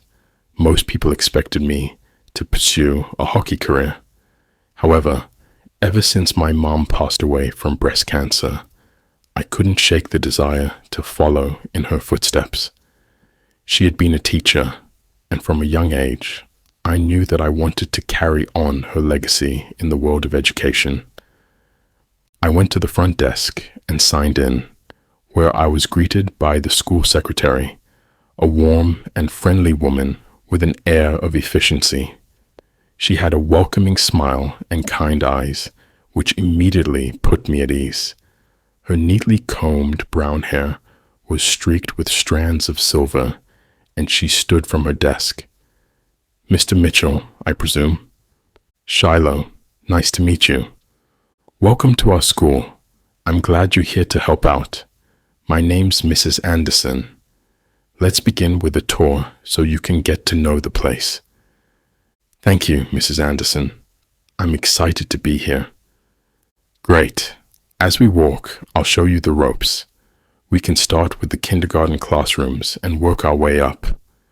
We wound our way through the bustling hallways, and I couldn't help but notice how effortlessly she engaged with students and staff alike. She was not just an administrator, but also a comforting presence within the school community. Finally, we arrived at the gym office, where I was introduced to the woman who would be assisting. She stood there with a mischievous glint in her eye and had short, vibrant pink hair that mirrored her playful personality. Hey there, I'm Lainey. Welcome to the team. Shiloh, nice to meet you, Lainey. I'm looking forward to it. Well, Mrs. Anderson said, clasping her hands together. "I'll leave you two to get acquainted." The minute she closed the door, Lainey's smile dropped, and she rolled her eyes. "Thank God she's gone. I thought she'd never leave." The smile on my face froze. "What?" "Look, kid, if you want to survive being here, you need to learn one lesson, and one lesson only. Stay away from Mrs. Anderson. Trust me, she looks nice, but if you ever tell her anything personal, it'll be broadcasted all over the 6 o'clock news." Lainey leaned in, her voice dripping with mock seriousness. "And don't even think about mentioning your secret pancake recipe. It'll be front page news by breakfast." I couldn't help but laugh at her dramatics. Noted, "I'll guard the pancake recipe with my life." Lainey grinned. "Smart move. I'll tell you, the women's got a truth-seeking radar." She huffed. "So, what brings you here? Hoping to have all your dreams crushed when you finally see how hopeless the next generation truly is." "Something like that," I replied smoothly. "Well, you're in luck," Lainey laughed. "Class starts in 10 minutes. I was later introduced to a ragtag of rowdy kids, each of them pouncing around like puppies the moment I stepped inside the gym. I laughed at all their happy expressions, while Lainey grabbed one of the dodgeballs and got all the kids to line up for a game. "All right, everyone, we're going to play dodgeball, and my friend, Mr. Mitchell, is going to help us." As the game began, one child in particular caught my eye. She had beautiful olive skin and wide, dark brown hair with long curls that tumbled down her back. Her presence was striking and familiar. The game was in full swing, and I watched with Lainey on the sidelines until a harsh cry rang out. The girl from earlier had been struck in the face by one of the other boys on the team. Crap. We ran over, and I took her face in my hands while a wail burst through her throat. There was a small cut above her eye, and her big brown doe eyes were watery with tears. "All right, let's get you cleaned up," I said as I took her hand. "I'll take her to the nurse to get patched up." Lainey nodded. "Okay." The girl cried all the way to the nurse's office, causing the people in the hallways to stop and stare. Once we were inside, I didn't see anyone around, and I wondered if I should have gone to the office first. "It hurts," she cried, her face bright red.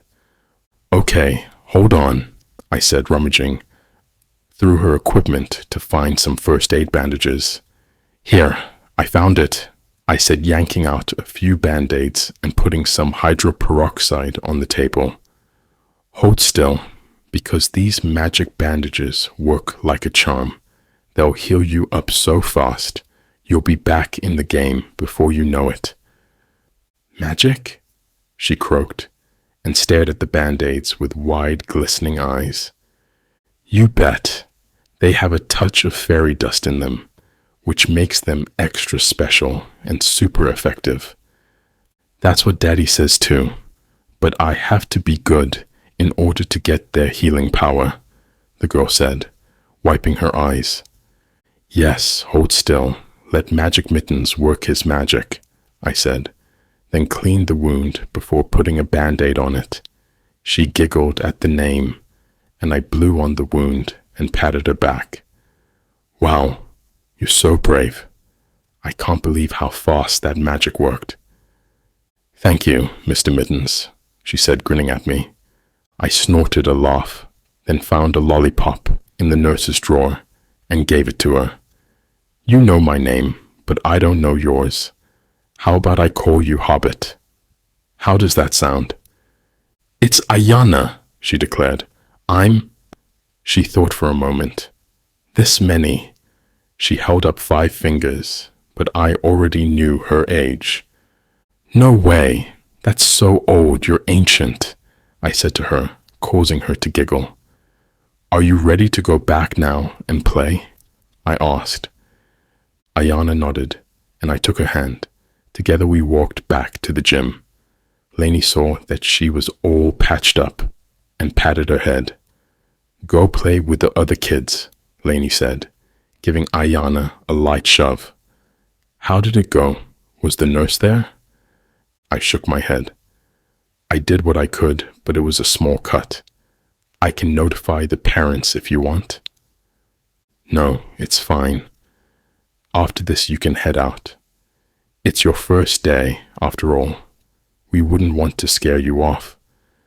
When the parents find out their kids got hurt at school, it's never pretty."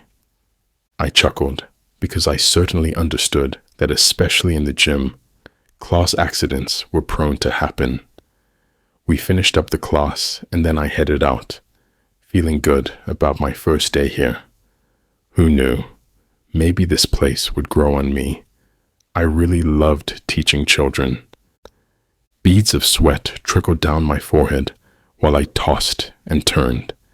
Images of that night came rushing back to me like a flood.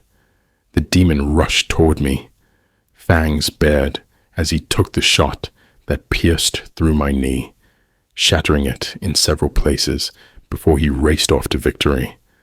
Blinding white light seared my skin, and I could do nothing but choke on my own vomit. Damian, black soulless eyes, beady and glossy, simmering in the rink as he transformed into a hideous beast. A demon, red scales, malformed, not just any demon, but my demon, with ugly bat wings that eclipsed the sky. Be better, faster, always faster. Too slow. My eyes flew open and I lurched in bed, scrambling to get out, but my legs got trapped in the silk-white sheets. My stomach heaved, and a wave of nausea overcame me, forcing me to double over as I emptied the contents of my stomach onto the ground. I shook uncontrollably, and my body was racked with an unrelenting shiver. I groaned, falling back onto the bed, my entire body sleek with sweat shaking from the remnants of the nightmare. Why was I so pathetic? I tried to breathe through the crushing pain that threatened to splinter my chest, but I couldn't. Every time I closed my eyes, I was back there, to that night, to that game, to Damian. He did this to me, turned me into some sniveling rat. Although I hated hockey, I wouldn't give the bastard the satisfaction of quitting, and neither would my father. Yes, I needed the money for the scholarship, but hockey was really the only thing I knew how to play. I scrubbed a hand over my face and sighed, feeling like crap. I had to figure out a plan to get my revenge. It wasn't enough to simply screw Damian and dump him. I needed to destroy him. Crush him the way he crushed me. But how? I went to the kitchen and got a bucket and mop to clean up the mess, then took more of my medication before settling back in the sheets. Damian seemed like the type to take unnecessary risks. No, I'd have to get him to trust me, and only then would my plan work. I wanted to see him wrecked. I wanted to see him crawl and beg the way I did. Again, how? I gritted my teeth against the inferno of my anger as it blazed, scorching reason and logic, leaving only a smoldering wreckage in its wake. Soon, I needed to think and devise a plan. Only then would I get the best results. Closing my eyes, I let sleep claim me. I pulled my bright red Python Roadrunner into my customary parking spot near the front, and a gust of crisp wind tousled my hair as I stepped out, with my aviator sunglasses shielding my eyes. I couldn't help but notice a few admiring glances from some girls nearby. With confidence in my stride, I strolled towards the lecture hall, feeling all eyes on me. I spotted Mike seated near the front and walked toward him. A warm smile curved on my lips as I settled in beside him. "Hey man," I greeted him, casually dropping my backpack beside his seat. Mike's face flushed, and he glanced away, confirming my earlier hunch that he might be gay. "Sup," Mike said, trying to look way too nonchalant. Oh, this was going to be so much fun. I slunk down in the seat beside him, spreading my thighs wide enough so that mine was touching his. Mike ran a hand over his buzzed hair, and my eyes tracked the corded muscles in his arm as they flexed. "I didn't know you majored in teaching," I said, leaning in closer. Mike gave a startled laugh. "Nah, just taking this as an elective." "Sports nutrition? How come?" Mike shrugged. "I thought it might make me a better hockey player." "Looking to go pro," I said, fighting the urge to roll my eyes. "Yeah," Mike replied, then faced forward, his eyes on the front. He seemed disinterested, but I noticed his fingers tapping on the desk and his leg bobbing up and down. Nervous. Interesting. My mouth curled as I leaned even closer. "You don't seem like the type," I whispered. Mike jumped. His eyes snapped back to mine, and I was assaulted by how green they were. "Well, why not? I like to play sports, so I like to study them too." "What else do you like to study?" I drawled, holding his gaze to make sure my intention was clear. A voice cleared in front of us, making us jump apart. Damian stood there with a frown on his face, hitching his backpack higher. "You're in my seat," Damian gritted out. "How petty." "I don't see your name on it," I said, my lips twitching. Damian snarled, then sat on Mike's right side. He dropped his backpack with a loud thud, acting like a kid throwing a tantrum. "Hey man," Mike said, turning his attention toward Damian. "Everything okay? You looked pissed." "Something happened at her school, so I had to cut class early," Damian whispered, his voice low and forceful. "She's fine now, but scared the crap out of me." "Really? What happened?" "Okay, guys, so I wanted to try something different," the professor announced as she walked to the podium, her sleek black heels clicking on the tile floors. 15% of your grade will go towards participation in this class, and since it isn't very large, we can start with some quick basics on sports nutrition. Can anyone tell me some basics? Her blonde hair was swept in a bun, while a few tendrils fell in waves around her face.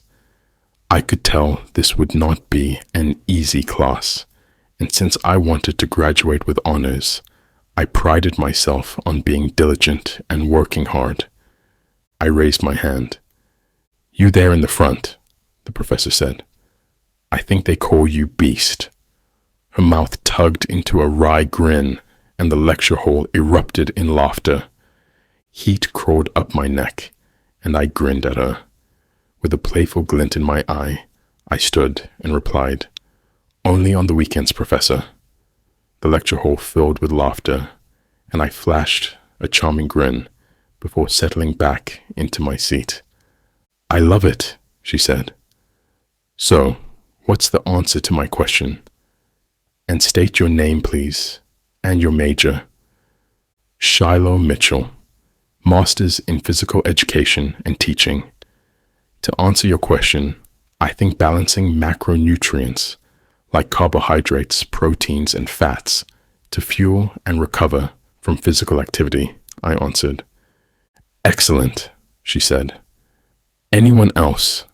Hydration and electrolyte balance are crucial for performance and preventing dehydration." Damian stood, glaring daggers at me. "Damian Black, major in sports medicine." "Wonderful. And what about micronutrients? Anyone?" Bastard. There was no way I'd let him get the drop on me.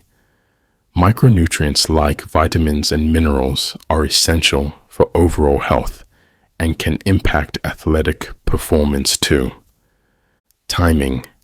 Properly timing your meals and snacks can optimize energy levels during workouts.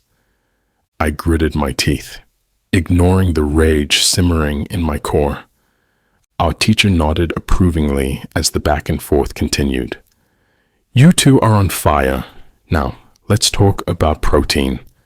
How much should an athlete aim for daily? Athletes should aim for about 1.2 to 2.2 grams of protein per kilogram of body weight to support muscle repair and growth, I said quickly, before anyone else could speak. But it varies depending on the type of sport and individual goals. Endurance athletes might need less than powerlifters. Of course, it varies from type of sport and individual goals, and I think the professor was speaking generally and not after specifics. I snapped back. My patience with Damian was wearing thin. Is that how you would encourage people to talk to their clients? Damian snarled. It's not just about your sport and goals, but also your age, gender, and training intensity. There's no one-size-fits-all answer, and it's crucial to work with a sports nutritionist who can customize a plan for you. Was that what I was arguing? I smirked. The question was, how much should an athlete aim for daily? And my response was 1.2 to 2.2 grams of protein per kilogram of body weight to support muscle repair and growth. Is that wrong? Well, no, the professor stammered, realizing far too late that things were spiraling out of her control. That's correct. Good work, Shiloh. Thank you, I said, my lips curling into a smile. Don't worry, Damian, you'll get the next one. Maybe you should stop collecting slap shots to the head like they're trading cards. The room erupted in laughter, and I saw Damian's hand curled into a fist. His nostrils flared, and his charcoal eyes drilled into mine. He looked so angry, furious. Good. Arousal sparked through me, licking down my spine and curling my toes with liquid warmth. This was going to be a blast.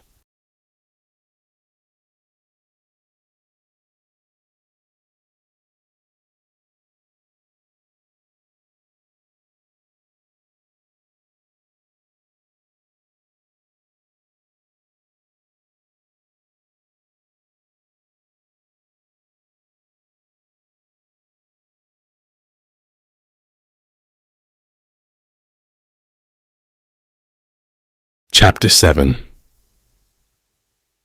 Shiloh Mitchell. The biting cold stung my face, and the winter wind cut through my jacket as I approached the bar.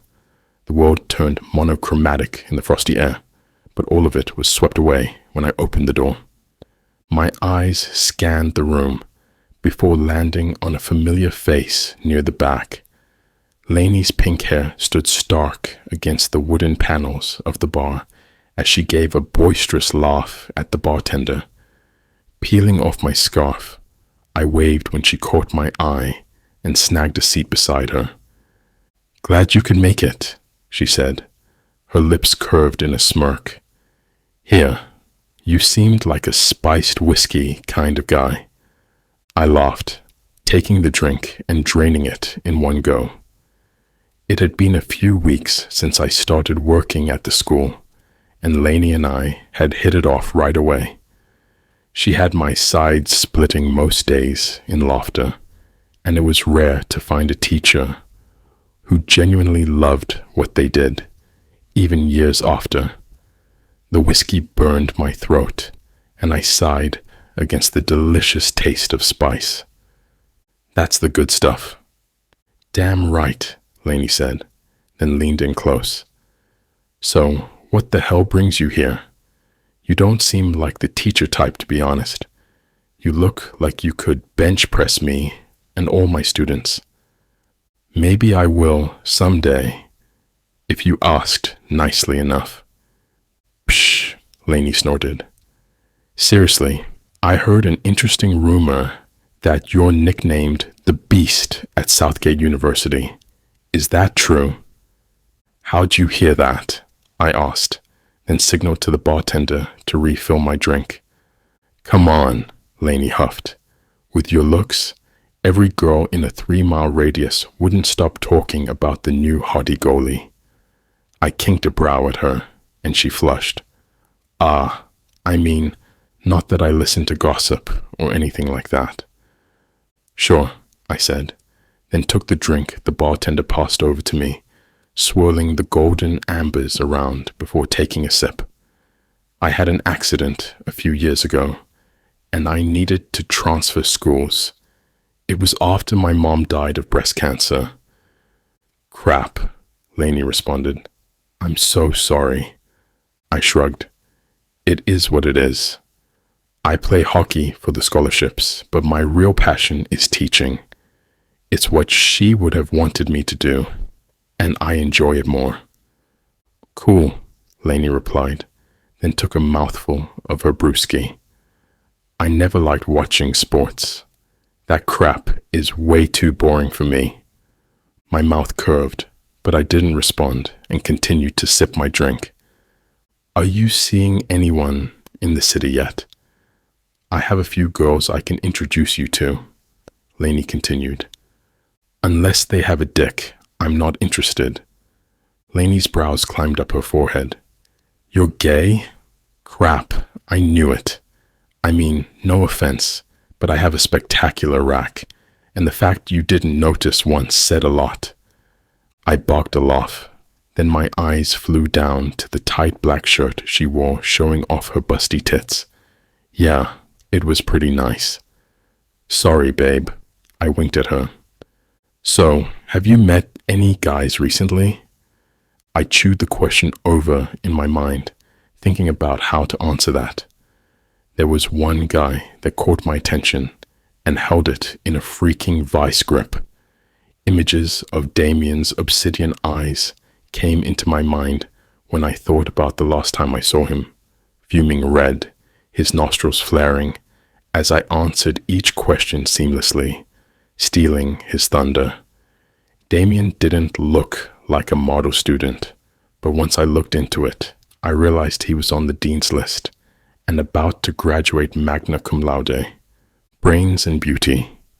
Irritation sparked within me, and I downed my drink. Oh, you know, same old, same old. There is one guy I'm interested in, but I can't seem to crack him. Lainey hummed. I sense a wager coming on.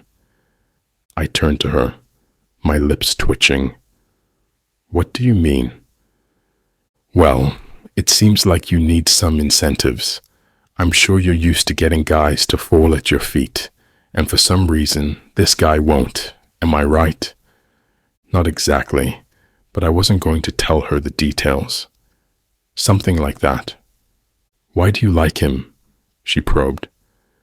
I don't know. I think I just want to sleep with him. Lainey nearly spat out her drink, laughing.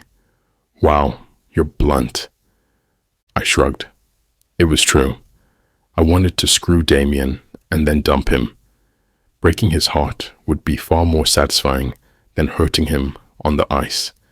The pain would last longer. Bones could mend, but a broken heart could take years of recovery. To be honest, I met him a few years ago. We were playing against each other, and he rammed into me, fracturing my knee. So, he's an asshole? Lainey deduced. I grinned. You could say that too. We met at a club, and he left me hanging after I got him off. A revenge then? Lainey said, clapping her hands. Oh, I love it. This guy sounds like a real piece of work. You have no idea. I sipped my drink, biting back a smile. Then how about a bet? Lainey said, pulling a $100 bill out of her bosom. How or why she kept it there, I'll never know. Do you really like this guy? I like him enough to chase him, I grinned at her. The lie slipped out before I could stop it. I knew this was all for fun, and Lainey wasn't cruel. If she knew the true reason behind it, I doubt she would want to make the bet in the first place. I wanted to crush Damian, smash his heart into a million pieces and destroy his life the way he did mine. So, let's get the fire under your butt, she replied. I bet you $100 that you can make him fall in love after 20 dates. It's a win-win for you. If it works, then you get to date the guy you love. And if it fails, then hey, you aren't compatible. O ye of little faith, I said, pulling out another $100 bill. I bet I can do it in 10. You're out of your mind, Lainey laughed. Fine, you smug bastard. How about 5? Done, I said, slapping my bill onto the counter. We collapsed into fits of laughter and had the bartender bring us another round. 5 dates to get Damian to fall in love with me? Now that sounded freaking amazing. A wave of giddiness swept over me as a plan started taking form. Damian would be suspicious if I just asked him out, and he'd probably turn me down flat, so I had to get to him another way, and I knew just the person to do it. Hey, I drawled, leaning my massive shoulders against the locker. Mike gave me a startled look, then flushed down to his neck. Hi. So did you understand yesterday's lecture? I was a bit lost on the performance nutrition periodization part of the lecture. Maybe you could explain it to me. Mike slanted his eyes toward me. You're full of crap, he muttered, looking away, but I noticed his blush had deepened beneath the scruff on his jaw. Licking my dry lips, I stared down at him. Mike was cute in the boy-next-door type of way. He'd be a decent lay, but I like my men with a little more of a spark to them. You were talking so much in the lecture the other day. I thought the professor would just give the podium to you. I laughed. Damn, that bad, eh? Dude, I'm pretty sure you're making her reconsider her profession. If her students know more than her about her own damn class, then why is she working here? Mike scoffed, grabbing his gear from his locker. You don't need my notes. They're chicken scratch, and I'm pretty sure you could dance circles around me in class. My smirk grew. You caught me. So what are you really after? Mike's eyes drilled into mine, and my gaze flickered down to his plump lips and the whiskers on his chin. I'm sure you can guess, I said, leaning into his space and watching his breath hitch. Damn, I thought, struggling with the urge to adjust myself in my jeans. How about after class we go somewhere? He's busy after class, a voice clipped behind him. My mouth twitched, and I bit back a snort at the dirty look Mike shot Damian when he sauntered over, throwing his arm over his shoulder. Mike is busy. We have plans, right? Huh? What plans? Ouch! Mike winced when Damian nudged him in the gut. Right. How could I forget? Those plans. Important plans. That's right, Damian said, plastering a fake smile on. Now, why don't you go back to the rat hole you crawled out of, beast? Mike and I have to get to class. You know, I think I've reached my tolerance for your level of stupidity today, Damian, I said. I think Mike is old enough to answer for himself. And I believe he answered that he's busy, or are you too busy suffering from tinnitus from your weekly steroid injection to hear him? I scoffed. Wow, hockey is truly beneath you. Have you ever thought about auditioning for a remake of The Birds? I hear Hitchcock's looking for a lead squawker. Why don't you go? And take your disease-ridden cock with you, Damian seethed. I barked a laugh, but fury within me churned like a storm. Disease-ridden? That's not what you were saying when you were moaning my name a week ago. You mother! Damian's face flushed, and Mike stepped in between us. All right, let's take the dramatics down a notch, Mike said, pressing a firm hand on Damian's chest. Let's get going. We'll be late to class. Damian snarled and stormed away. Mike shot me an apologetic look and walked away. Bastard, I sneered under my breath and hiked my knapsack higher. Damn, this would not be easy. Not only did Damian annoy the crap out of me, he turned me on just as much. I sighed through my nose, watching them bleed into the crowd. It doesn't matter. If the blush on Mike's cheek said anything, the man was interested, and all I had to do was get him alone. Then I was sure Damian would do a lot more than squawk at me. After practice, I cornered Mike again in the locker room, this time making sure Damian was too busy talking to Coach Leroy to notice. I leered down at Mike, watching him change out of his hockey gear, taking in the way his muscles flexed, and watched his smooth flesh. Dark hairs dusted his chest and armpits, but he had a nice muscular shape that I wouldn't mind running my hands all over. I waited until most of the guys had left before standing behind him, startling Mike from reaching up to put on his sweater. Excuse me, I purred, not moving away and making sure my breath washed over the shell of his ear. Before we were so rudely interrupted earlier, I was hoping I could take you out. Mike shivered, biting his lower lip.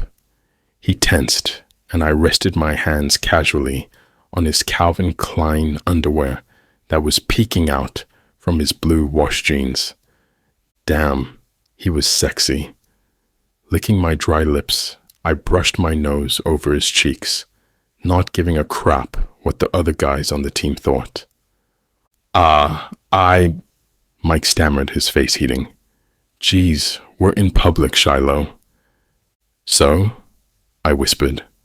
Most guys got off on it anyway. Mike moved away from me, but I could tell I unnerved him. I have something to do after class today, Mike replied. Then his eyes darted away when he heard the door opening. But I'm free tomorrow. Actually, my friend. When? I demand, urgency fluttering in my chest.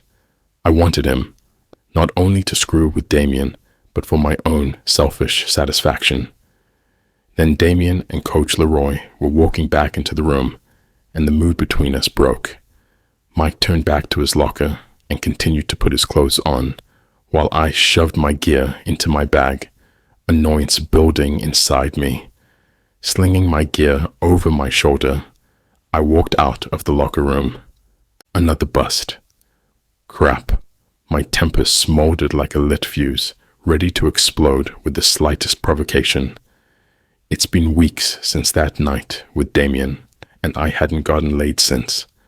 My body was achingly hard, and all this teasing from Damian was making it 10 times worse. The bastard knew what he was doing to me, taunting me like that, then cock-blocking me from his friend. I would laugh if the joke wasn't on me. Again, heading to my car, I revved the engine and peeled out of the parking lot. As I drove home, my phone buzzed on its hands-free holder mounted on the dashboard. My friend Ian is throwing a housewarming party tomorrow night. Are you in? The message was from an unknown number. I grinned, my fingers itching to reply, but I resisted the urge and kept my eyes on the road. Oh, I'm in, Mike. I'm most definitely in.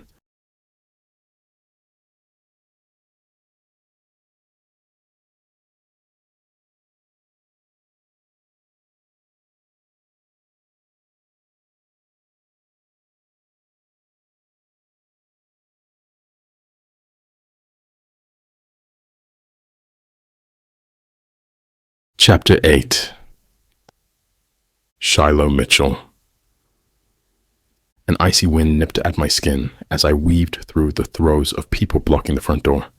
Damn, this place is packed. Students lined the walls of the house, all of them clutching red cups while talking and laughing with their friends. I peered over their heads and walked further into the house, clutching my leather jacket closer to my chest. The living room was a kaleidoscope of colors and movement, with people dancing to the beat of Future's latest rap song, while their silhouettes were illuminated by the pulsating lights. I stood a head taller than everyone, but I couldn't seem to find Mike anywhere, and my patience was running thin. Pulling out my phone, I sent him a quick text, doubting that he'd even answer it. I thought about leaving, but then I spotted Damian in the corner, glaring daggers at me near the kitchen. Oh, this is too good. My lips twitched into a smile, and I slithered through the crowd coming up to him. "Hey," I said, "where's Mike?" "None of your damn business," Damian barked with a sour expression. I laughed at him. "Geez, who pissed in your Cheerios? You know, I'm not exactly sure what your problem is with me, since you were the one who left me hanging at the club," I said, standing beside him and leaning down to whisper in his ear. "I didn't take you for being the jealous type." Damian jolted and stepped away from me. "Don't flatter yourself. It wasn't that good." "Good enough to make you come," I purred, relishing the way his ears turned pink beneath the flickering disco lights. I took in his taut gray t-shirt as it stretched across his muscular chest, and my gaze dipped to his dark jeans that clung to his thighs in all the right places. Damian's eyes flashed with rage. They were so dark and alluring, framed with thick lashes that made it look like he was wearing eyeliner. Damn. And that scowl. Dark hair covered his chin and cheeks, and his tongue darted out to moisten those pouty pink lips. "Get lost," he barked, and I was beginning to think those were the only two insults he could come up with. "Come on, you can do better than that," I leered over him. "You know, I think you're so angry because you liked it. Don't worry, there's more than enough of me to go around. You don't have to be jealous, Black." "I'm not jealous, you pompous ass," Damian gritted out. "You're screwing with my best friend like it's some kind of joke. Mike isn't like us. Damian cut himself off, and then his jaw worked. "Just stay away from him." "And what if he doesn't stay away from me?" I drawled, watching the confusion flicker over his face. "How do you think I was invited here in the first place?" Damian's brow ticked, and his hands curled into a fist. "Just stay away from Mike. He's a good guy, and I'm sure whatever you have planned isn't good." "Oh, you know what I have planned?" "I can guess. I know your type. You screw and dump. That's your MO. As opposed to being like you, keeping my locked dick in a mason jar beneath my sink," I snorted, not liking the direction of this conversation. "He's not wrong. It's exactly what I planned to do, but only if Mike consented. I wasn't a total asshole. If Mike told me to screw off, I wouldn't bother him anymore. And I didn't like the way Damian was making it sound like I was forcing myself on the guy. Why don't you relax a bit more? It'll give you fewer wrinkles." Damian straightened his spine, turning to stare at me with his full height. "Don't play around with Mike." I stared deep into his eyes and saw there was genuine fear there. Good. I wanted that fear. A furious delight welled inside my chest. Oh, why not? Damian held my gaze. Mike has never been with anyone, and I think his first time should be special. A virgin. Oh, this keeps getting better and better. I don't know why Damian thought this would deter me from wanting Mike. And? I said, looking at him expectantly. And he deserves better than you, Damian hissed, like I was missing the point. Is that what Mike wants? I asked, leaning back on the countertops behind me. What kind of question is that? Of course he does. You seem to talk a lot about your friend without actually asking him first, I said, scanning the crowd and latching onto a familiar pair of green eyes. Mike is what? 22? You don't think that at his age, maybe he just wants to screw someone and be done with it? Maybe he's not into that flowery crap like you are, Damian. Not all of us are romantics at heart. Damian stared up at me, sputtering. You know what I mean. He's not like you. I think you're jealous. You both are. He wants to sleep with you, just as much as I do, I said, smirking, when Mike started making his way over, a giddy smile curling his lips. Don't worry, Black. I'll use protection, especially when I'll be deep in your best friend's ass. Mike came over to us before Damian could respond. His pupils were blown wide, and he was slightly breathless from the trek. Hey, he said, but his eyes were only on me. Hello, I said, drawing out each syllable. Want to dance? I think it's a bit too stuffy over here. I shrugged off my jacket, revealing a crisp blue button-up shirt that hugged my chest, with the top few buttons left casually undone. Mike's throat bobbed, and a sheen of sweat coated his temples. Sure, he croaked.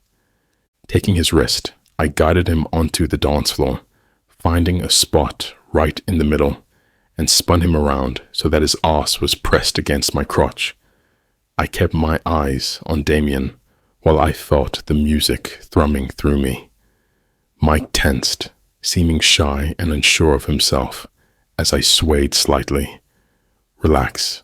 Move your hips, I whispered against his ear, my stubble scraping against his cheek.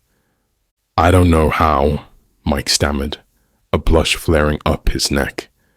I gave a throaty chuckle. Just do this. I grabbed his hips and twisted them gently in time with the beat.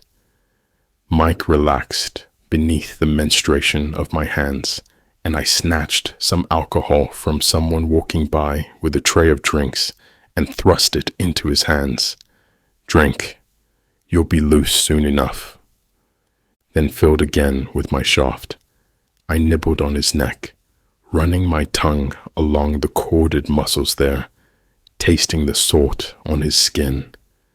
Hip-hop beats coursed through my veins like an electric current, pulsating with energy and rhythm, making my heart dance to the vibrant tempo. I ground my shaft into Mike's perky ass, relishing the slow burn of it. Soon, I felt eyes on me and snapped my gaze to Damian, who stood rooted in place, staring at us from across the room, his red cup crumpled in his fist. I bit back a laugh. My tongue darted out to trace the shell of his ear, and Mike moaned, tilting his head back.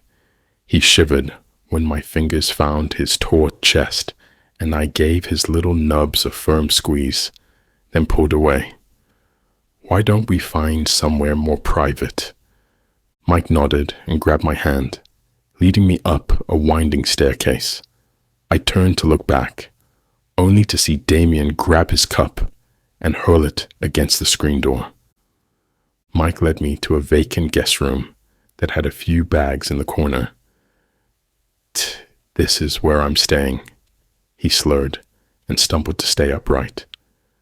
I sighed, cupping the back of his neck, bringing his mouth closer to mine, hovering for a moment. Mike sucked in a harsh breath, and I knew he was tempted to bridge the gap between us. But I waited. Are you sure about this? Your friend seems to think I'm forcing you, I said, making sure we were on the same page. The last thing I wanted was for Mike to regret sleeping with me. Damian was different because the bastard deserved it. Mike's laugh turned into a hiccup. Nah, you look amazing. I'd never pull a guy like you in a million years. Don't sell yourself short, I muttered, brushing my thumb over his lower lip. You're very distracting. Mike's eyes dimmed for a moment. We both know that's not true. Before I could decipher that, Mike's mouth was on mine.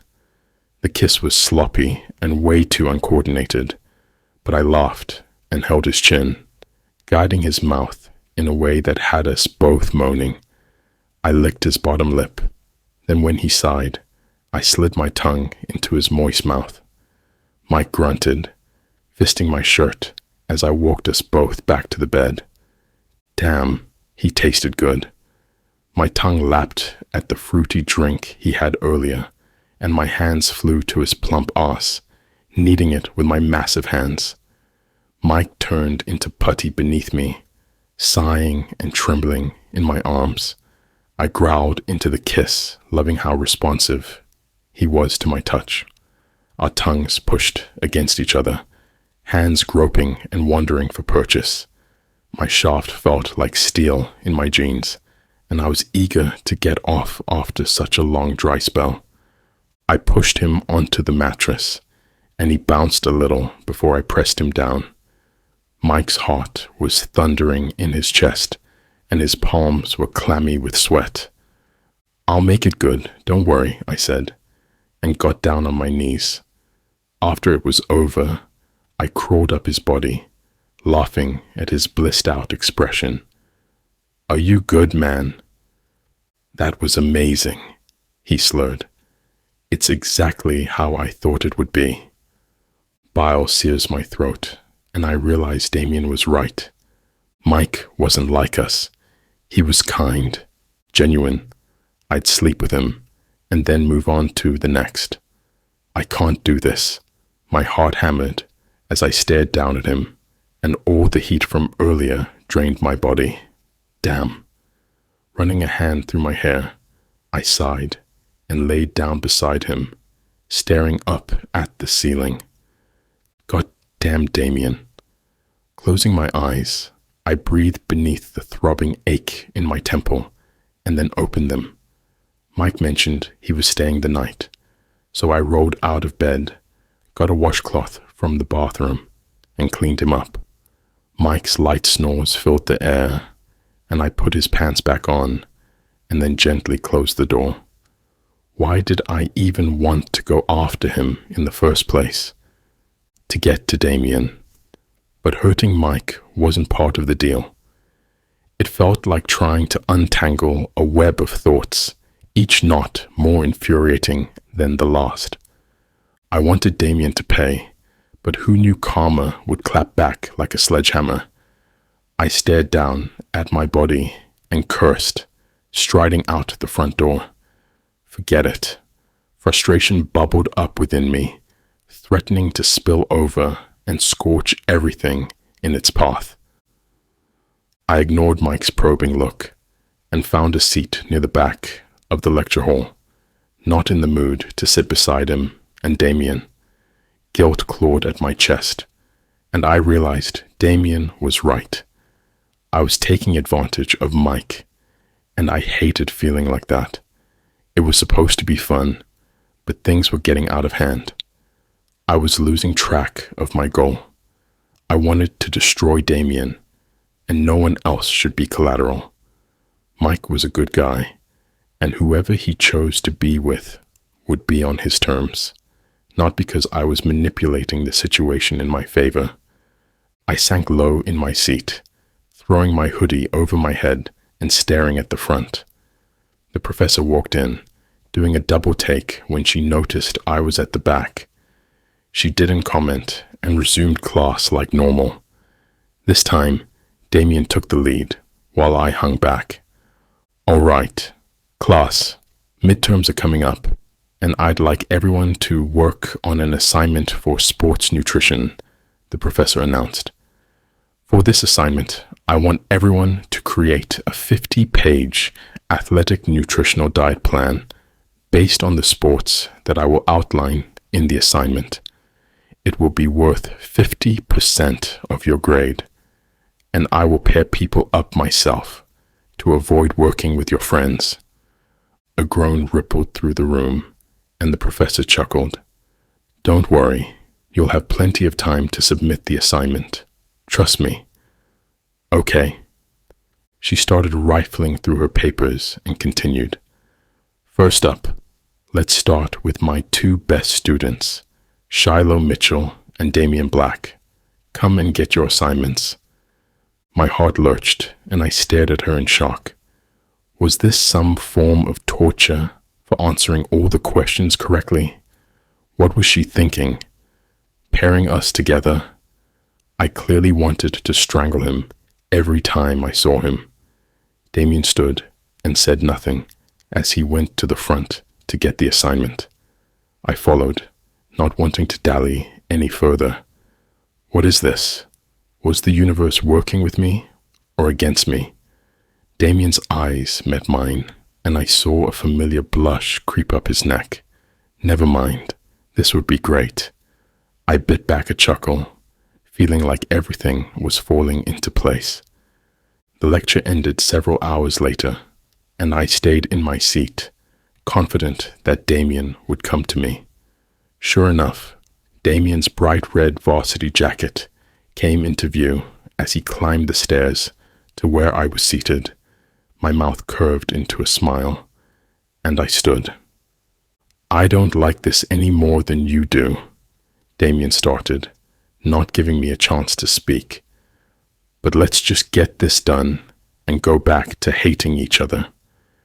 "You hate me? That's pretty harsh, since you hardly know me." "What I know I don't like," Damian responded. "Besides, you don't like me either." "I do." Damian kinked a brow at me. "What's not to like? You're warm and fuzzy. I especially like the way you take every opportunity to insult me." "I don't have to work that hard, trust me. Insulting you is a breeze," Damian replied smoothly, causing me to laugh. "How do you want to get the project done?" "We can do it after practice. I can come over to your house." "No," he said hurriedly. "I mean, let's just do it at yours. I don't want a pervert like you knowing where I live." I chuckled, but my gaze hardened. "Pervert, eh? Is that what you thought when I had my tongue in your mouth?" "Yep, I regretted every moment," Damian lied, and I could see the flush crawling up his neck. "Sure. Whatever. I can play that game too." "Okay.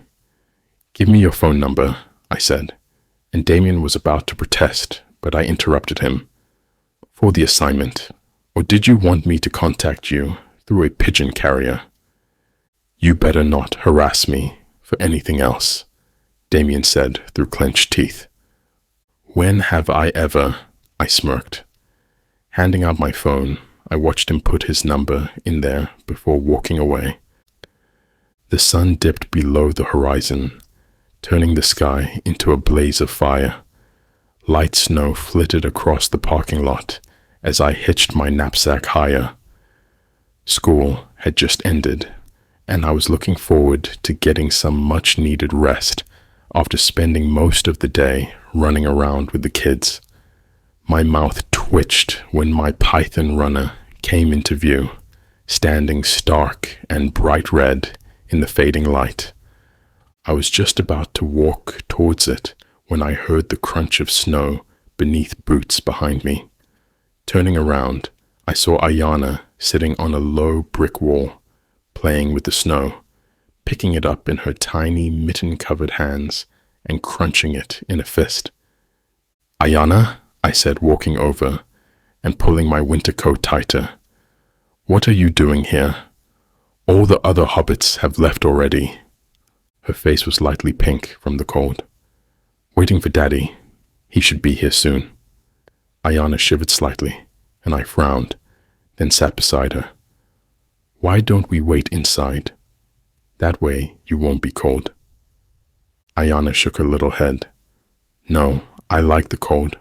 Mama says I shouldn't, but I like the snow. I like to play because snow means hockey season, she said, stumbling over the pronunciation of hockey. I laughed and patted the hat on her head. Does your dad like hockey? Ayana nodded. He lets me watch his games. There's one coming up next week. I can't wait. Mama and I made him matching hats. Nice. Well, that's great. I'm sure he'll be happy with that. Ayana's face dimmed a little. Yeah, Mama says Daddy might go away for a while to play hockey and that we can visit any time, but I don't want him to leave me. My brows knitted as I thought about what she was trying to say. Oh, well, I'm sure it won't be for long. I'm small now, Ayana continued. So I can't follow him. I can't help much, but I will when I'm bigger, she said with conviction. My mouth tugged into a smile as I thought about a familiar Lord of the Rings quote. Do you know a seed is small too, but it has even the biggest impact on our world and the environment? Ayana gave me a puzzled look, and I smiled down at her. What I mean is, even the smallest things can have the biggest changes. Ayana's face lightened, and the rumble of a car caught our attention. A Honda minivan came racing down the street at a breakneck speed, and I hoped her father wasn't a jerk and would obey the rules of the road when Ayana was in the car. It pulled up to a curb, and a dark-skinned woman came flying out of the vehicle, breathless. Oh my God, I'm so sorry I'm late, the woman said, and Ayana flew into her arms. Mama, she said, hugging the woman around the waist. Thank you so much for staying with her, the woman said. No problem, I said, flashing her a bright smile. I'm Shiloh Mitchell, by the way. Mr. Mittens, Ayana cried, and I laughed at the nickname. Or Mr. Mittens, whichever one is easier. The woman laughed. I'm Afia, Ayana's mom. Nice to meet you. We shook hands, but Ayana shivered, so I took my leave. I'll see you guys around. Be good, I said to Ayana, and then walked away.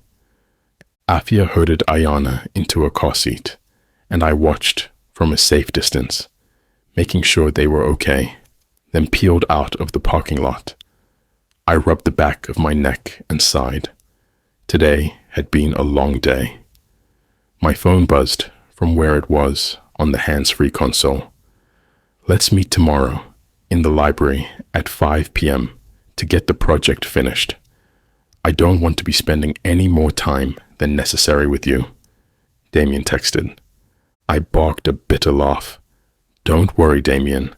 Once I'm done with you, you'll be begging to spend more time with me, I thought, then revved the engine, speeding off into the horizon.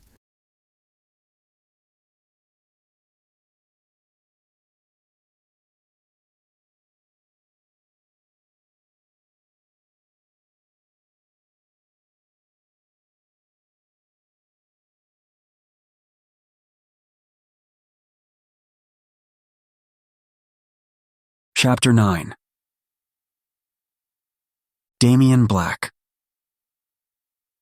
Thanks, I said as Afia dropped my car keys into my open palm. Ayana ran right past me and straight into my mom's awaiting arms, and I tried not to roll my eyes at that. Afia stood near the entrance, her nose a little red from the cold. How did it go? Good, very good. Ayana's new teacher is a total hottie, Afia said. But other than that, next time tell me in advance that you can't pick her up. I would have just taken my own car instead of coming here first and then taking your car. Yeah, I responded, rubbing the back of my neck.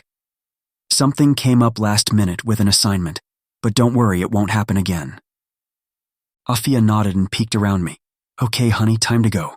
Mama's got to work tomorrow. Pack your stuff so we can get going. All right, Ayana said while my mother was busy giving her pepper kisses all over her face. Ayana grabbed a few of her toys, and then ran to hug me. I picked her up in my arms, inhaling her clean scent of soap and kids' shampoo. "All right, be good. I'll come get you on Monday." I pressed a kiss to her hair, and she squirmed in my arms, and I let her go. "Call me if you need anything." "I will. By the way, your car is making a weird noise. You should have that checked out as soon as possible," Afia said, and then took Ayana's hand. Together, they walked out the front door. A weird noise? That's the last thing I needed. I went back upstairs and flopped onto my bed, rolling my shoulders as I went back to studying for an upcoming midterm. Going to that party a few days ago had been a mistake. A big freaking mistake. I closed my eyes against the sharp needle stinging my temple. The memory of Shiloh's large hands resting on Mike's waist while they grinded on the dance floor was seared into my retina. Shiloh's tongue darted out to taste the sweat on Mike's neck, how his gaze never left mine. I had been rock hard in seconds, and then they left, sending a blast of rage through me. Shiloh knew exactly what he was doing. The bastard was screwing with me, and I hated it. I was never one to hide my emotions. I knew I was attracted to him, but I also knew he was bad news. Besides, something about him seemed off to me. Who switched schools in their senior year and so close to graduation? Wouldn't his team miss him? Then again, Shiloh seemed like the loner type. He never once tried to talk to anyone besides Mike, but he was just trying to sleep with him. Didn't Shiloh miss his old school? His old friends? The whole thing was freaking bizarre. An uneasy tension simmered in the air whenever Shiloh was near, accompanied by a magnetic force that, despite my reservations, drew me closer. "Damn," I hissed, running a hand through my thick dark hair. It was growing longer at the sides and soon I'd need a cut. Whatever. Taking out my phone, my breath hitched when I saw his response. "Sure," Shiloh texted. "See you then. Simple, to the point. Which is exactly what I said I wanted, right?" I tossed the phone on the bedside and forced myself to go back to studying. After the project, it didn't matter anymore. I had too much going on with nationals coming up in graduation. The last thing I freaking needed was a male gigolo with too much drama. Yet, those sepia eyes danced before my vision, bleak and alluring, like an autumn leaf twirling in the wind. Shiloh was dangerous. However, it only made my heart throb more with need. Why was it so damn cold? I grumbled beneath my breath, holding my winter coat tighter as an icy wind nipped at my cheeks. I didn't mind the cold on the ice. Everywhere else, not so much. A blast of heat hit my face when I strode into the school building. I went to the lecture hall and grabbed a seat near the front, making myself comfortable. Mike plopped down beside me a second later, stretching out his snow-covered boots as they clunked on the floor. "Sup?" He nodded to me, but I could tell he was biting back a smile. My jaw clenched, and I looked away from him. We hadn't spoken since the party, and he left with Shiloh. Mike didn't know why I hated Shiloh, and I didn't have the heart to tell him we hooked up first. "How was your night?" Mike moistened his lips. "Good. Very good, actually." I kinked a brow at him. I got my first blowjob," Mike muttered, keeping his eyes downcast, but a flush crept up his neck.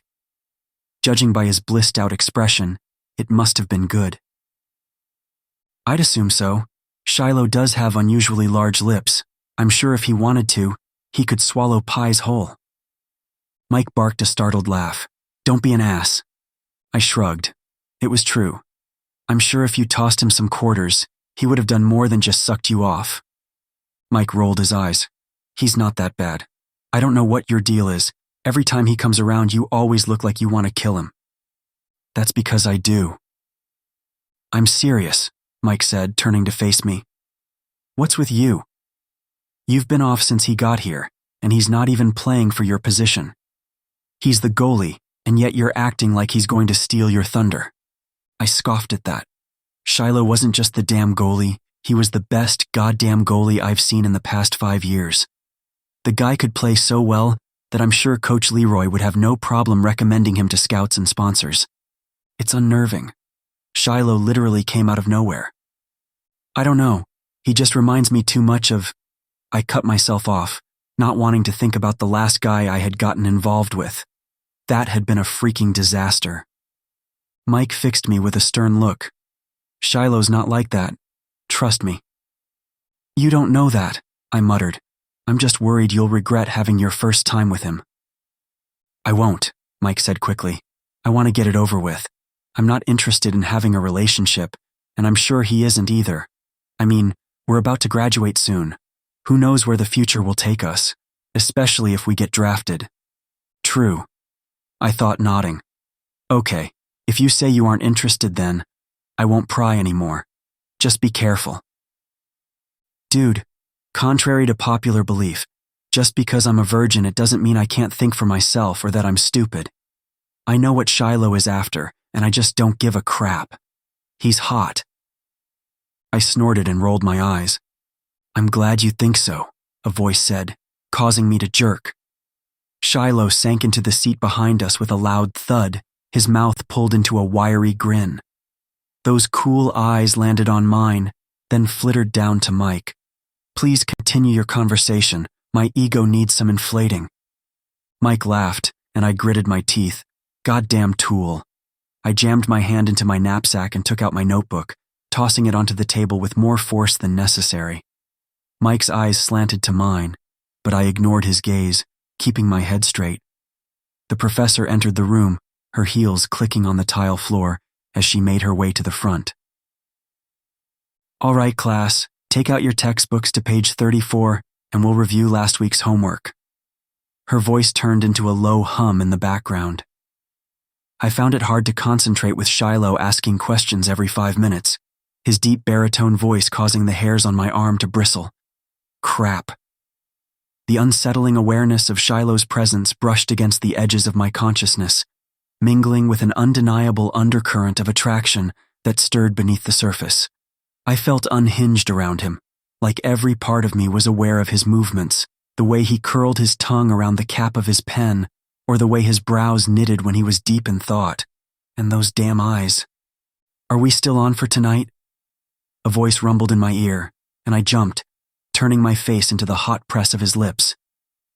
Shiloh's face was a hair's breadth away, his eyes like sinking pools of murky water. I jerked back, my heart hammering. Yes, God, don't scare me like that. He chuckled, and I hated how the sound vibrated through me. You like it, Black. I spun around in my seat, ignoring the heat burning my flesh.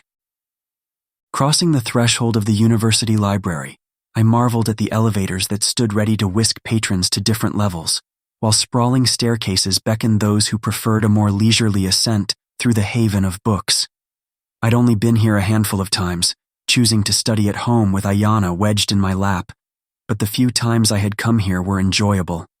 I walked to the front and immediately saw Shiloh, who stood a head taller than everyone else, gazing up at the ceiling.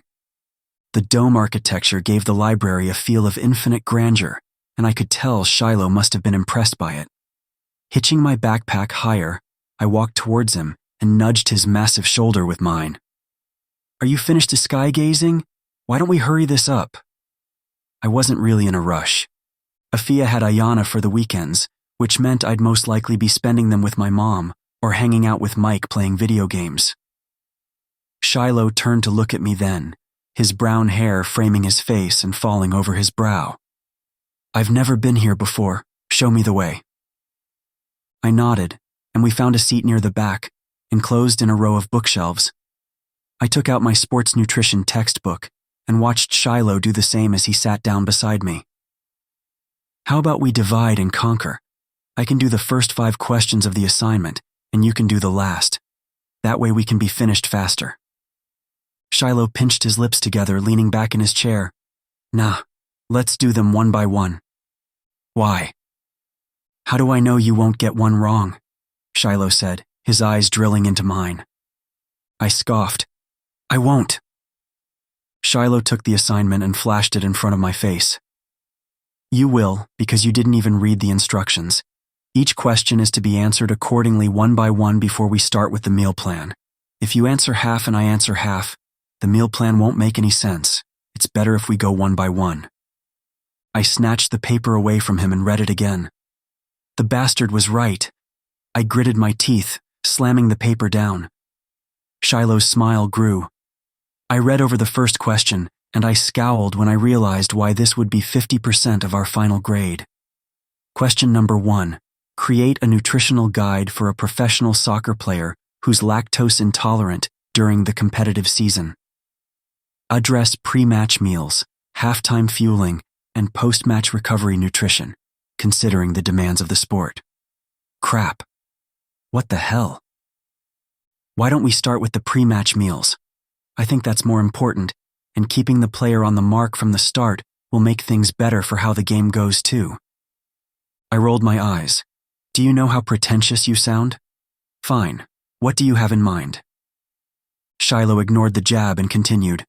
A bowl of brown rice, grilled chicken, and avocados. It's the optimal choice for pre-match energy. It provides lasting fuel for the entire game.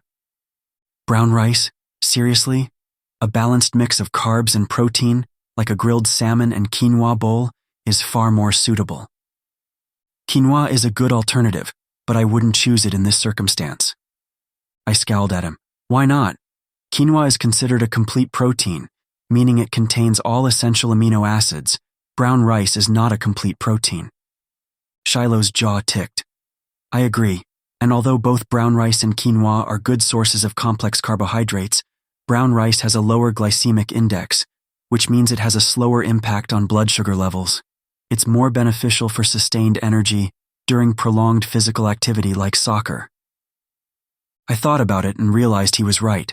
Quinoa was good, but too light for some athletes, meaning that they'd be hungry again within a few hours, thus burning most of their energy. Prick, I muttered, and Shiloh laughed. You do know I'm writing my thesis in teaching and physical education, right? Or did you just think I was a pretty face? You're not even that pretty, I mumbled back and then realized why he seemed to be so knowledgeable about the subject. That makes sense. So, I'm assuming after you graduate you won't be going pro. Not in this lifetime, Shiloh said, and I frowned at the words. Most people who played hockey had that goal, especially if they played at the university level. Why did I have the feeling that Shiloh was different? You don't want to go to the NHL? I probed. Hell no, Shiloh scoffed as if I were crazy for suggesting it. Why not? Personal preferences. Not everyone wants to be the next Patrick Roy or Tuukka Rask, he snorted. Why not? You're a damn good player. I'm sure you definitely have your name up there in a few years. Are we working on this assignment or not? Shiloh snapped at me. Touché. I rolled my eyes and went back to the assignment. Fine. What about the halftime? I think it deserves something light for a quick boost. A banana and a homemade electrolyte drink are ideal. A banana is fine, but you also need substantial carbs and protein, Shiloh agreed and scribbled down our answers in his notebook. Okay, so then how about a turkey and avocado wrap on whole grain bread? I suggested. Post-match recovery is crucial. I swear by a protein smoothie with almond milk. It offers the right ratio of carbs and protein for muscle recovery. Almond milk? Seriously? A nutrient-rich smoothie with mixed berries and Greek yogurt is a more effective choice. Why don't you just tell him to stick his head in the toilet and drink the water? Shiloh glared at me. This guy is lactose intolerant, dumbass. That's why I suggested almond milk. I grabbed the assignment and realized with a start that he was right. Again. Damn it. I threw the paper on the table. Whatever. Shiloh's mouth twitched, and he went to the assignment. My phone buzzed, and Afia's name popped up on the screen. Join us next time. Her text message read, and I opened it to see a picture of her and Iyana building a pillow fort. I laughed at the photo and then put my phone down. Shiloh's eyes tracked the movement before they snapped back up to mine. Girlfriend? Not that it's any of your business, I sneered, but a friend. You're out? Shiloh's brows rose. I thought for sure you weren't, and that's why you didn't want me to sleep with Mike. Of course I'm out, I snapped at him. What's it to you anyway? Just curious, Shiloh said with a shrug. You don't look like the type. I scoffed a laugh. And what is the type? Sleeping with everything that has two legs? Something like that, Shiloh said. You're wound tight. Why don't you let me help you release some of that tension? All the air whooshed from my lungs as I stared at him incredulously. Just a few days ago, he was sucking off my best friend, and he had the gall to proposition me? I thought about Mike's smile this morning and how hurt he might be if he found out that Shiloh and I hooked up first. Mike said he wasn't looking for anything serious, but this was his first time. Feelings could develop whether or not he wanted them to. Not in a million years. Something squirmed in my belly when I saw his muscles flex beneath his sweater. Shiloh's frame was massive, powerful. Those hands alone were corded with veins running the length of his forearms. His eyes turned hooded, and he leaned over the desk toward me. Why not? You enjoyed it so much last time. I can make it good for you, Damian. I should have told him to shut up, but my tongue was cloven to the roof of my mouth. Shiloh's cinnamon scent washed over me. It had been years since I allowed myself to be taken again. Not after that last time. Blood roared in my ears and heat pooled in my stomach, licking in torrent flames down my spine. A thick, syrupy fog engulfed my brain, and it was too late before I realized I was considering it. Him. Stop it! I snarled, my chest heaving. Shiloh licked his lips, then looked away. The moment broke between us, and I was glad for it. I wouldn't do that to Mike. No matter how much the bastard turned me on, I wouldn't let Shiloh play us both. I think you're right, Shiloh spoke, but his voice was low and husky. You can do the first 5 and I'll do the last. That way, we can finish faster. My breath caught. I thought you said, I was wrong, plus you wanted to be rid of me, right? So let's hurry up and get it over with. Disappointment flooded me, but I understood. Shiloh didn't like being toyed with either. This push and pull thing we had going on needed to stop. Fine. He went back to studying, and so did I.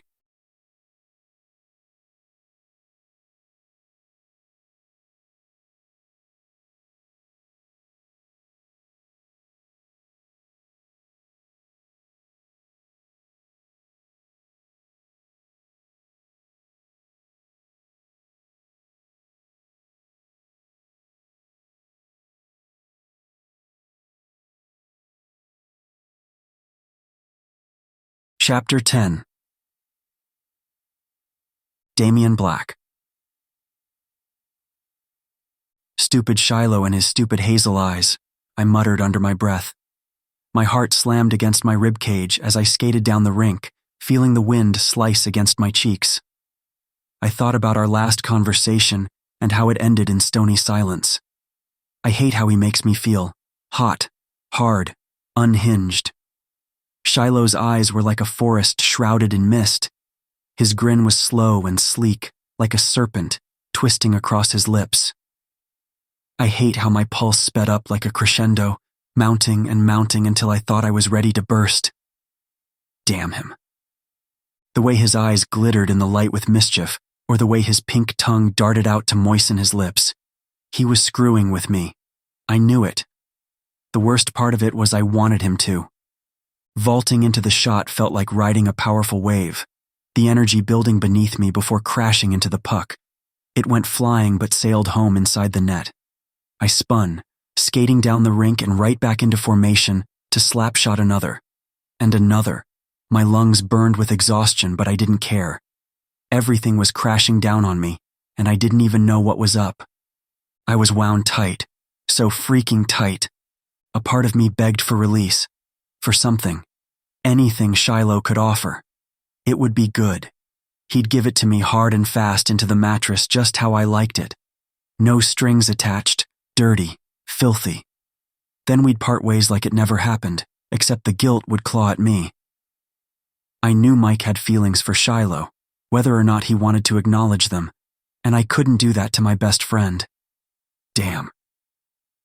I stilled, digging the heel of my gloved hand into my eyes. Get a grip. There were so many other things I needed to focus on. School, graduation, Ayana, nationals, not getting off with my goalie. A loud clanking noise made my head snap up, and I saw Shiloh entering the rink in his goalie gear. Speak of the devil. "Wanna practice?" he asked, skating towards me. "You look like you could use a partner." It was almost impossible to tell his expression with his helmet on, but I knew the bastard was smirking. Actually, I was just leaving. I lied. After our last conversation, I thought things were clear between us. We'd only work on the assignment and that's it. Shiloh was too flirtatious for my liking, and I didn't want to hurt Mike. Shiloh rolled his shoulders. Doesn't look like it. It looks like you were just warming up. I gritted my teeth. So? I can't stay here now that you're here, polluting my clean air with your perfume of desperation. Shiloh barked a laugh. Do you think I'm following you? Don't flatter yourself, Black.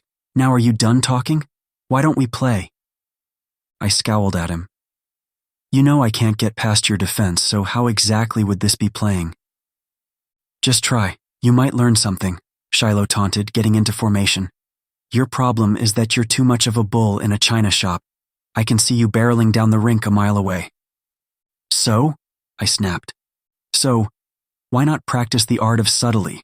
Shiloh proposed. Here, let me show you. He took off his helmet and gloves, tossed them inside the net, and then came up beside me. I tensed when his hand slid over mine. Relax, I don't bite. Much. I rolled my eyes, ignoring the heat thrumming through my veins. Okay, watch carefully, he spoke, using his hand to rest on my hip as he guided me through the play.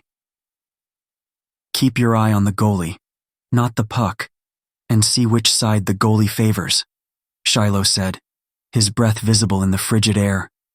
He skated towards the net, his movements fluid and purposeful, and I followed. As we stood near the goal, Shiloh placed his hand on my stick, guiding its movement with a gentle touch. His warm breath tickled my ear, making me blush against the icy air. Then once he's distracted, you move quickly. Shiloh darted out until he reached the back of the net. Shiloh deftly guided the puck with the tip of his stick. His skates carved a quick path, and in an instant, he was on the other side of the goal. With a swift motion, Shiloh tucked the puck into the net from the opposite side. No freaking way, I whispered, my eyes widening. Wrap around goal? It was the oldest trick in the book, but damn good when it came to playing long games. Shiloh was right. My method needed some work. Shiloh nodded, then picked up his helmet and gloves. If you can perfect that, then your playing will be seamless. Thanks, I said reluctantly. Not that it wasn't good advice, I just didn't want to inflate his ego more than it already was. How'd you learn so much about hockey? My dad, Shiloh clipped. Now, are we playing or what? Or did you just want to bore me to death with small talk? Jackass, I muttered, then got into formation ready to play. We played for several hours until we called it quits. I had to pick up Ayana in a few hours from ballet, and then hurry home to study for my own exams coming up. Shiloh grinned, catching his breath as we sat on the bench after an intense game. The cold air around us carried the lingering scent of the ice as we exchanged glances.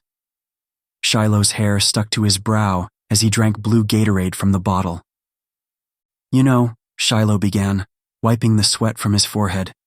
Back when I played for the Mountain Mavericks, we had this hilarious tradition. Whenever someone scored their first goal of the season, they had to wear this ridiculous costume for the rest of the day. What kind of costumes are we talking about? Oh, it ranged from inflatable dinosaurs to tutus. You name it. Once our captain ended up scoring his first goal wearing a full banana suit. Skating down the rink, scoring goals, and entertaining the crowd. It was amazing. Sounds badass, I laughed. Why did you leave anyway? Long story. I got injured and by then I realized I didn't want to go back, Shiloh responded, but he kept his gaze straight ahead. His jaw was tight. I got the feeling talking about his past unnerved him. It doesn't matter anymore. I thought about doing something crazy like that, but it's too late now. The season is over. Nah, I don't think so, Shiloh said, his gaze slanted to me. I think you'd look amazing in a tutu. I rolled my eyes and nudged his shoulder. Shut up. I'm serious. Pink is your color. Shiloh leaned toward me. Especially when I peel it off. I'm sure you'd look even more delicious. Are you finished? I glared at him. I thought we agreed we weren't going to talk about stuff like that. Stuff like that? Shiloh's gaze darkened. You know, that stuff, you are dating Mike or whatever, and I don't want to get wrapped up in that. I sucked Mike off, Shiloh said smoothly. I don't know about you, but that doesn't sound like a date. Whatever, I growled. We can hang out, but we're not doing whatever it is you're trying to do. Which is? Shiloh rose a brow. I glared at him. You know what? Flirting. We aren't flirting. Shiloh rolled his eyes and started packing up his stuff. If you were twice as smart as you are now, you'd be stupid. He walked out, leaving me sitting there fuming. What an ass. I was trying to be the grown-up here, and all he did was make things harder for me. Mike was my best friend. What was he trying to do? Drive a wedge between us? Yet, an inkling inside me made me think it wasn't what Shiloh wanted to do. I chewed on my bottom lip, staring at the fluorescent lights in the ceilings. We had a game in a few days, and by then, things would be better. I'd play. Get my head back on track. There was too much to focus on other than who Shiloh was sleeping with this week. He was too much of a distraction, a dangerous one. My stomach clenched when I realized it was too late. I'm already distracted. Wisps of icy mist dance above the rink. The cold tendrils intertwine with the energy emanating from the buzzing crowd. I gripped my stick tighter, sighing through my nose as everyone lined up to go out. It was game night. We were playing against the Titans, and I could see a few scouts in the audience speaking to Coach Leroy. My chest tightened, and a wave of nervousness engulfed my senses. This is it. Our team would win, and then we'd be off to the national championships. From there, I'd probably get drafted, and then to who knows what else. I still didn't know what I wanted to do. Ayana was in the early stages of development. What if I missed too much? What if she needed me and I wasn't around? Afia and Ayana were sitting near the front, holding up big signs and waving them around manically.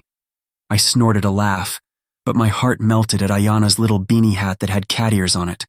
I walked back into the locker room, trying to clear my head while the rest of the guys were finishing up and getting in line.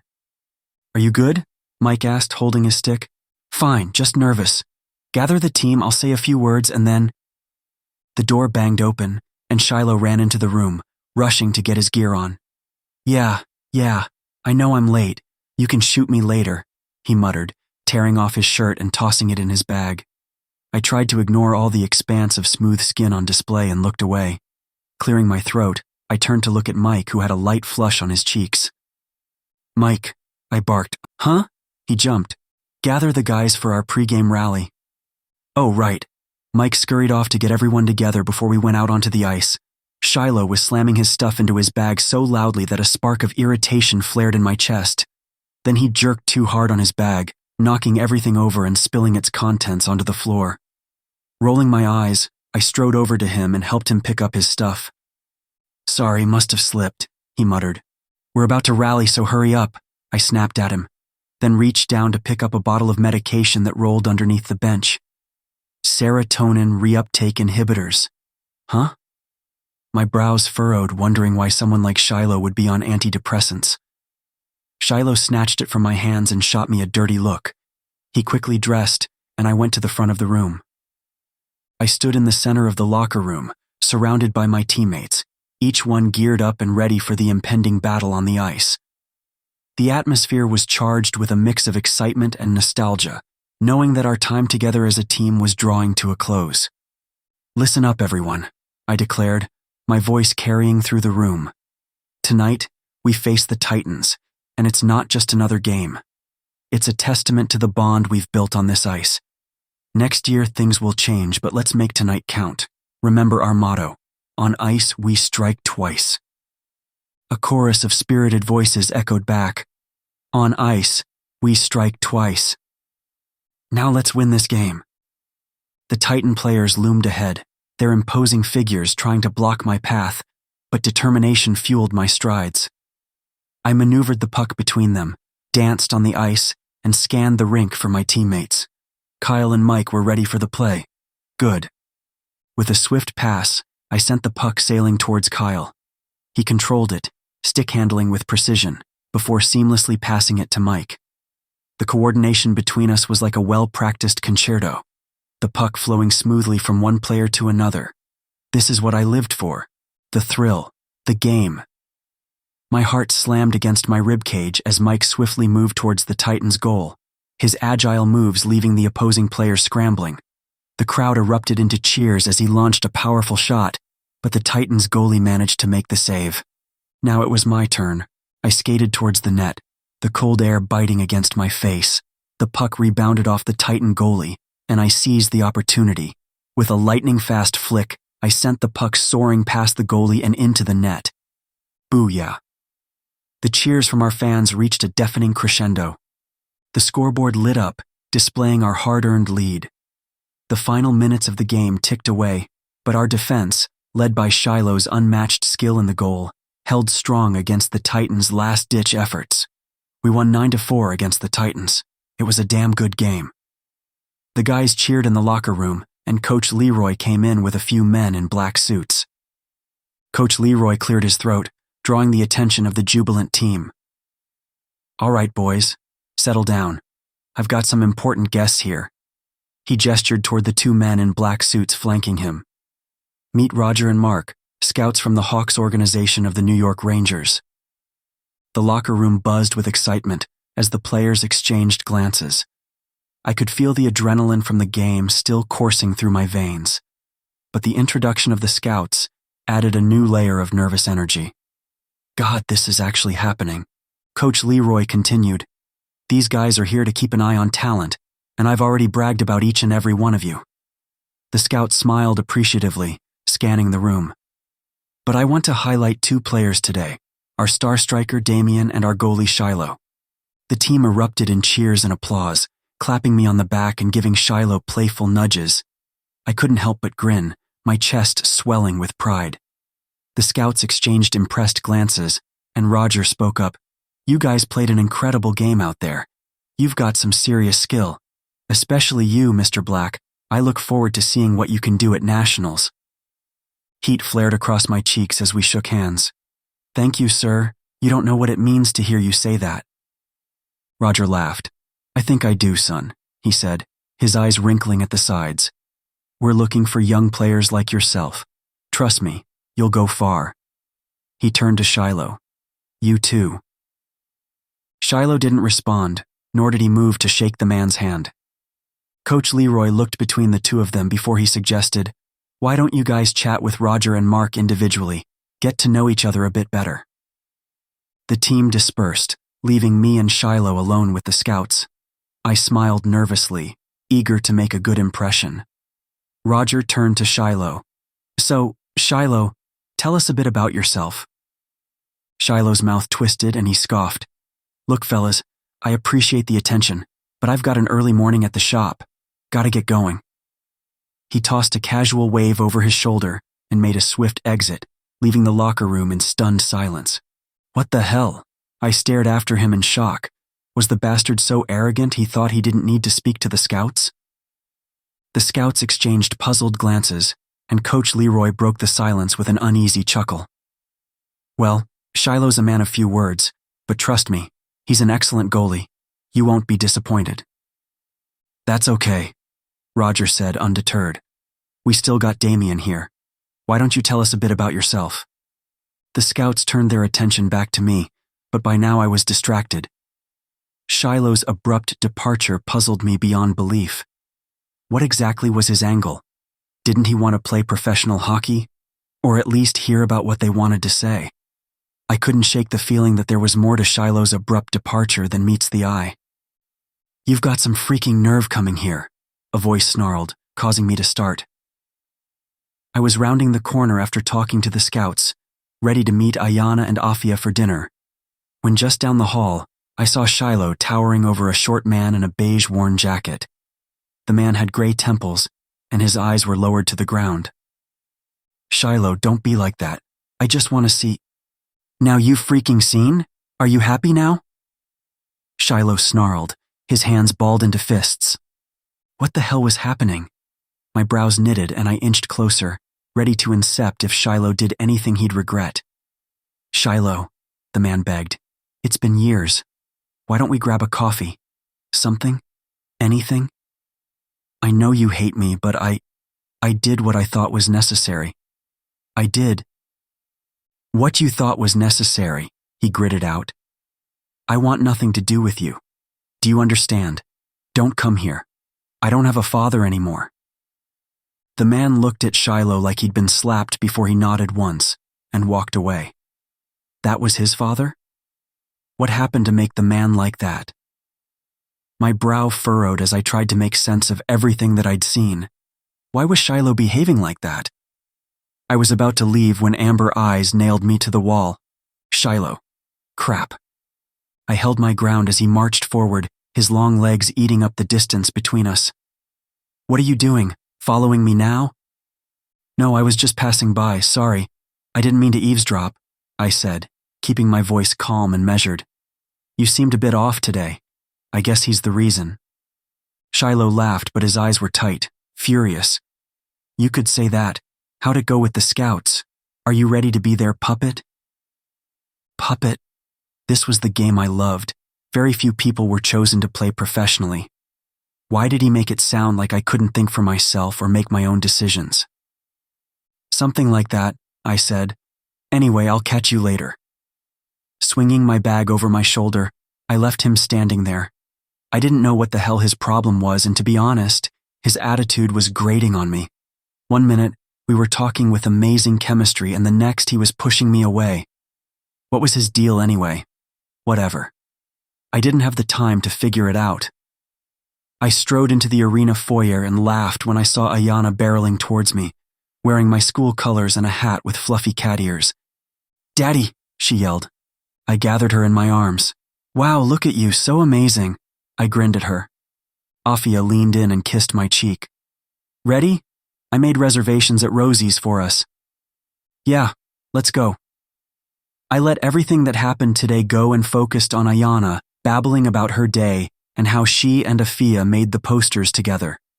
I laughed, pinching her cute cheeks. She was the only thing that mattered to me now, but for some reason, my chest tightened when I thought of Shiloh. I wondered why the fact that he didn't trust me bothered me so much. Rosie's diner hummed with the vibrant energy of animated conversations and the nostalgic melodies pouring from the jukebox. The smell of sizzling steak filled my nostrils, along with freshly brewed coffee and the sweet aroma of apple crisp. Sit straight and eat your food, I said to Ayana, cutting up her chicken fingers while she squirmed in her booster seat. Afia passed Ayana her apple juice in a sippy cup and then began eating her fish and chips. Rosie's diner was a quaint little place off the freeway that we used to frequent when Afia lived near campus, but since I've been busy with hockey and school, we haven't been able to come back. So I saw those men in suits come out from the locker room, Afia said, her dark eyes gazing at me. What happened? I bit back a smile. Nothing, just the usual scouts, but I could tell they were interested. Which team? She asked. New York Rangers. She whistled and Ayana mimicked her while playing with her food. That's amazing. When do they let you know? Probably after nationals, so I've got to put everything into it, I responded, then took a bite out of my cheeseburger. Things would be crazy in the next few months, and I wasn't sure I'd get to spend as much time with Ayana as I'd like. Are you all moved in yet? Yup. Afia beamed at me. You should come by and check out the new place. It's huge, Ayana interrupted, her hands sticky with plum sauce. I reached out with a wet napkin to wipe them off and clean around her mouth. Oh, so you're ready to move in and leave your daddy all alone? I asked, but my chest tightened. I hated thinking like that, but the words felt true. Ayana shook her head. Never. Mama says you can visit, and I have my own room and more toys. Mama says we can even get a puppy. I kinked a brow at Afia as she laughed. A puppy, eh? So that's my replacement. How fitting. Come on, don't be like that, Afia said. This is a once-in-a-lifetime opportunity. Ayana will be fine. Trust me. Yeah, Mr. Mittens says even the smallest things can have the biggest changes. Who is Mr. Mittens? I asked, wondering why she never mentioned this person before. Oh, her teacher, Afia said. A total babe if you asked me, damn. She fanned her face dramatically, and I laughed. If you can't pick her up anymore, then I will, just to get a glimpse. I heard all the other moms talking about him the other day and the kids love him in class. Really? Huh. That's good, I said dismissively. It wasn't the first time Ayana was smitten by a teacher, and it sure as hell wouldn't be the last. Mr. Mittens calls me a hobbit, and he says if I'm good then I can grow into a big seed, Ayana exclaimed. Use your indoor voice, baby, I said to her. What do you mean grow into a seed? She pondered the word. Tree. Afia and I laughed. Well, that made a lot more sense. Do you want me to take her for the weekend? I did some overtime, so I'm pretty much free for the next few days. If you can, that would be great, I said. I have a project coming up and I need it done before the holidays. I'll come pick her up on Tuesday. Afia tucked a curl behind her ear, smiling. We've come such a long way. Even though things never worked out between us romantically, I was so glad I had Afia in my life. I felt like no matter what, we'd always be a family. What do you want for dessert? Ice cream, Ayana cried. Ice cream, Afia said back, pinching Ayana's cheeks, and I laughed at their silly faces. Yeah, I was going to miss them. In more ways than I could ever imagine. The cold wrapped around me like a tight embrace as I walked to the rink for hockey practice. Each step crunched on the frozen ground, and the air was crisp, leaving a tingling sensation on my cheeks. My breath formed delicate clouds while the chill seeped through my layers. I could hear the distant echo of blades on ice, and my heart thudded in anticipation. Walking inside the locker room, I saw Mike was already there getting dressed, while Shiloh was on the opposite side of the locker room, his back to us. Huh. I frowned, trying not to make a big deal out of it. Usually that guy was so damn sticky, it was hard to get rid of him, but now it seemed like he wanted some space. Hey, I said, nodding to Mike. Mike didn't respond. He slammed his locker with more force than necessary, and I jumped. What happened? Are you okay? Mike ignored me, striding past me as if I hadn't spoken. I turned to look at Kyle for answers, but he shook his head, his brown eyes looking just as confused as I was. Looking across the room, I saw Shiloh gather his gear and head out on the ice, ignoring me completely. Did something happen between them? Since when? Gritting my teeth, I stormed out of the locker room ready to play. Everything was off. Mike's playing was straight up trash and Shiloh wasn't even trying to block the puck from reaching the net. Coach Leroy shot me an inquisitive look, and all I could do was shrug. We had nationals coming up, and a lot was riding on this game. Shiloh needed to get his freaking act together, or he'd jeopardize the team. All right, let's take 10, I said to everyone, skating over to Shiloh. Hey, is everything all right? Why the hell are we stopping? Shiloh barked through his helmet. Although his voice sounded muffled, I could feel the hostility radiating off him. It's just a break, besides you look like you could use one. Shiloh scoffed, tearing off his helmet. His eyes were rimmed red, and there was a strange flush crawling up his cheeks. Brown tendrils were plastered to his temples, but his eyes were wild. If we take a break, then I'm leaving. I'm not coming back. Well, that was an extreme reaction. Relax, dude, it's only 10 minutes. What's going on? Are you okay? Do I freaking look okay, Black? He snarled, then skated down the rink and got off the ice. Coach Leroy called him back, but I held up my hand to stop him and went after Shiloh. What the hell was this guy's problem? We really didn't have time for this crap. I raced into the locker room but saw that he wasn't there, and his stuff was gone. The bastard actually left, in the middle of practice. What the hell? We were in the middle of playing nationals. My heart slammed against my ribcage, and I threw on a pair of running shoes, not caring that I was in full gear before racing out into the parking lot. The air was so crisp that it crackled with each step, and the world had been silent except for the muffled sounds of snowflakes. A loud retching sound caught my ear, and I rounded the corner to find Shiloh hunched over a small snowbank, puking his guts out. His skin was pale as chalk, his body trembling, and his face ashen, with chunks of yellow bile splattered over the snow. Damn it! I rushed to hold him upright, but his bulk almost caused both of us to slip in the snow. Shiloh shoved me off, his voice raspy. Get lost, he muttered, though he looked like he was about to faint. Shut up and let me help you, I snapped at him, then rummaged through his bag. Where's your medication? I could see the signs. Panic attack. Shiloh's having a panic attack. I found the yellow bottle of medication and shoved it into his hands, then took out his water so he could chase them down. Shiloh slumped in the snow like a deflated balloon, sucking in air through his nose in harsh breaths. Something set him off. Maybe his father. I thought back to what I saw and remembered the rage in Shiloh's gaze. Or maybe it was the game itself. I didn't know for sure, but during my studies in sports medicine, I knew what signs to look for. Let's get you up, I said, hauling him to his feet. I'll tell Coach and get you home. You aren't taking me anywhere, Shiloh snarled, but I held firm. You can't drive like this, I snapped at him. Just shut up and stay here, I'll be back. Reaching into his pocket, I snatched his keys and then walked away. I ran back inside, changed out of my gear, grabbed the rest of my stuff, and then notified Coach Leroy what was happening. Shiloh was still waiting for me when I came back, slumped against a brick wall, but he seemed to be doing a little better. I fumbled with Shiloh's key fob, and with a press of a button, a distant but distinct beep echoed in the parking lot. My eyes scanned the sea of cars until they landed on the unmistakable red beast, Shiloh's Python runner.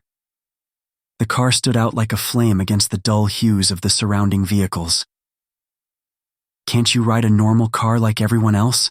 I grumbled, guiding him to the front seat. Shiloh scoffed a laugh but said nothing else as he got in. Despite the rush, I couldn't help but appreciate the sleek exterior of the car as I hurriedly opened the door.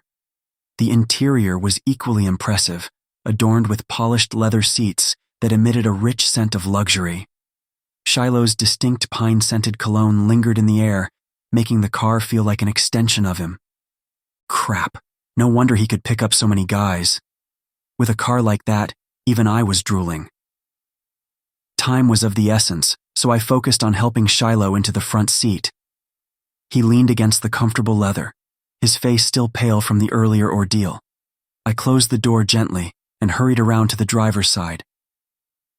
Where to? I asked, and Shiloh bit out his address. I punched his address into the GPS and revved the powerful engine to life. Damn, this car was a masterpiece. The Python runner purred beneath me as I navigated through the parking lot and onto the road. Its acceleration was smooth. The drive to Shiloh's apartment building was quick, the car effortlessly gliding through the streets. As we pulled up to the entrance, I glanced at Shiloh. Despite the lingering effects of the panic attack, a sense of relief washed over him as he recognized his familiar surroundings. I helped him out of the car, making a mental note to appreciate the beauty of the Python runner another time. Right now, getting Shiloh home was the priority.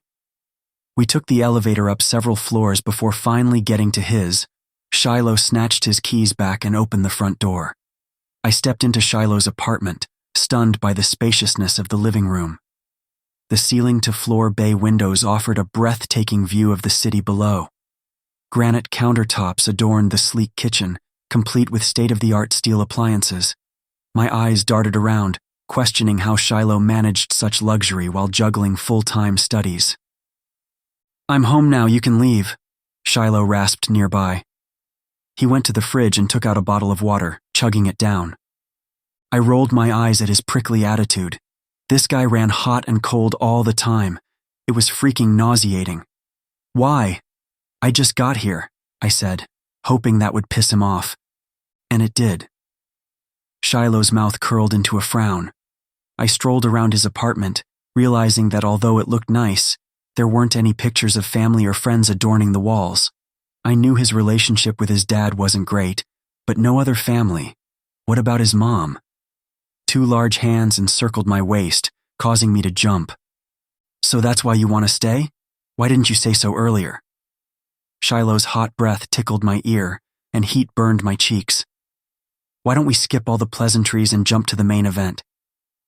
First off, you just threw up in the snow, so there's no way I'm sleeping with you, I scoffed. Second off, you're clearly going through something, so why don't we chill? Do you have any good movies we could watch? Why don't we make our own movies? You know, the ones of the homemade variety. Shiloh purred. I turned in his arms, giving him an exasperated look. Shiloh's eyes were misty, glistening from earlier but sunken pits. His sodden hair was plastered to his face, and there was a strange, malicious glint in his eyes that I couldn't understand. "Why don't you shower and relax?" I spoke, keeping my voice soft. Shiloh lived alone. He was estranged from his family. I knew accepting my help was probably the last thing he wanted, but something told me not to leave this guy alone, at least for now. Panic attacks could be hard, and dealing with it by yourself could be even worse. "I'll make us something to eat." Shiloh's eyes searched mine, and then his arms dropped. He stepped away, clearing his throat. "Fine." He grabbed his duffel bag by the door and went to his bed. The door clicked shut behind him. I sighed in relief. All right. Opening his fridge, I saw that it was fully stocked, but most of the foods were fruits and vegetables. I snorted. No wonder Shiloh knew so much about what a great diet consisted of. The bastard ate clean. I took some grilled chicken from the freezer and got to work on an Ethiopian recipe Afia taught me several weeks ago that Ayana loved. I turned on the heat in his apartment, making myself at home while I put on ESPN in the background while I cooked. "Damn, that smells good," Shiloh said, coming out of his bedroom with a fog trailing after him. A gray t-shirt stretched across his muscular frame, and his bare feet slapped on the tile floors. My throat went dry at the sight. Shiloh's feet were slim and pale, with long toes that somehow looked sexy too. I swallowed around the knot in my throat and tore my gaze away. Shiloh inhaled deeply. "What's that? Cinnamon? Cloves? Lemon zest? Damn, you didn't tell me you minored as a chef." I laughed. "Nah, it was just something my friend taught me. It's Berber chicken with brown rice and lentils, an Ethiopian dish." Shiloh's brows climbed, and then he placed a hand on my hip. "It smells delicious. I'm impressed." "Thanks," I said dryly. "I'm not sure why.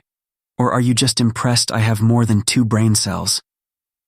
"That too," Shiloh whispered in my ear. "But seeing you in my kitchen is very impressive. I thought for sure it'd be burned down by now. I'm pleasantly surprised." I rolled my eyes. "Whatever. Are you finished? Why don't you shut up and set the table? I'm hungry too." Shiloh laughed at my sour expression and got to work with the plates and forks. We sat at his island as I dished out the food, giving him a large heaping serving of lentils. Shiloh moaned when he took the first bite. "Screw me, that's delicious." "Really? Are you going to pretend to have an orgasm with every bite?" "Yes," Shiloh responded, his lips kinked. "Mm-hmm." "Oh, shut up," I grumbled, then took a bite. A burst of flavor exploded on my tongue, and I resisted a moan. Damn, it's good. I'd have to call Afia and get more recipes from her parents. "Where'd you learn to cook like this?" Shiloh asked, eating his food with gusto now. "I told you my friend taught me," I lied. Few guys on the team knew I had a kid, and I wanted it to stay that way. "Maybe if you're good, I'll cook for you more often." Shiloh chuckled around a mouthful of brown rice. We finished eating, and Shiloh made lemon parfait cups for dessert. While it cooled in the fridge, I strolled around his apartment and saw that he had a very small movie collection. Not that anyone collected movies anymore. "Lord of the Rings? Really?" I asked, picking up his collector editions. Not only the movies, but all the books were neatly stacked on his shelf. "Why not?" Shiloh crowded my space again, his hands coming up to rest on my hips. "The ring has so much power over men, me especially. I've been chasing the ring for weeks." "You're sick, do you know that?" I muttered, ignoring my blood quickening. "Just be honest, you had a thing for Frodo like the rest of us." Shiloh barked a laugh. "Nah, for me it was Gandalf. The way he swung his staff, that was pure magic." Come on, Frodo and Sam," I teased, raising an eyebrow. "Total power couple of Middle-earth.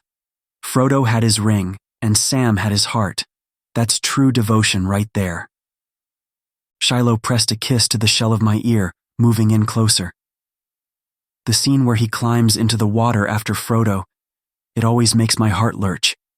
He'd do anything for him, and a person like that is hard to find." Shiloh inhaled and licked the shell of my ear. Heat burned my cheeks, and my throat went dry when his fingers dug into the waistband of my jeans. Damn, you smell good. Shiloh, I breathed, and desire throbbed through me. I wasn't here for that. Today, you had a panic attack. Are you okay? You know I'm not, Shiloh whispered. I'm not okay. He spun me around, his eyes blazing into mine. I've been chasing you for freaking weeks, and all I've got are freaking blue balls because of it. My brow furrowed. What are you talking about? Shiloh made a noise in the back of his throat, looking down at me annoyed. Don't pretend like you don't know. Know what? I asked, suddenly feeling breathless. Shiloh inched closer, his hot breath scalding my cheek. Blood roared in my ears. My vision fractured when he rubbed his thumb along the scuff on my jaw. Something akin to rage flashed in his eyes and he laughed bitterly. Cute, very cute, Damian, but I'm done playing games with you. What the hell does that mean? I was more confused now than ever. What the hell are you talking about? I said, losing patience with him. Mike. You know why I started talking to Mike in the beginning, and it wasn't so I could sleep with him. My breath caught. I should have known. Yet I refused to see it. I thought Shiloh was after a cheap thrill, nothing more or less. But when I think back on it, his transition from me to Mike had been off at the start. That was because he never wanted Mike in the beginning. It's been you from start to finish, Shiloh barked, and I'm done waiting.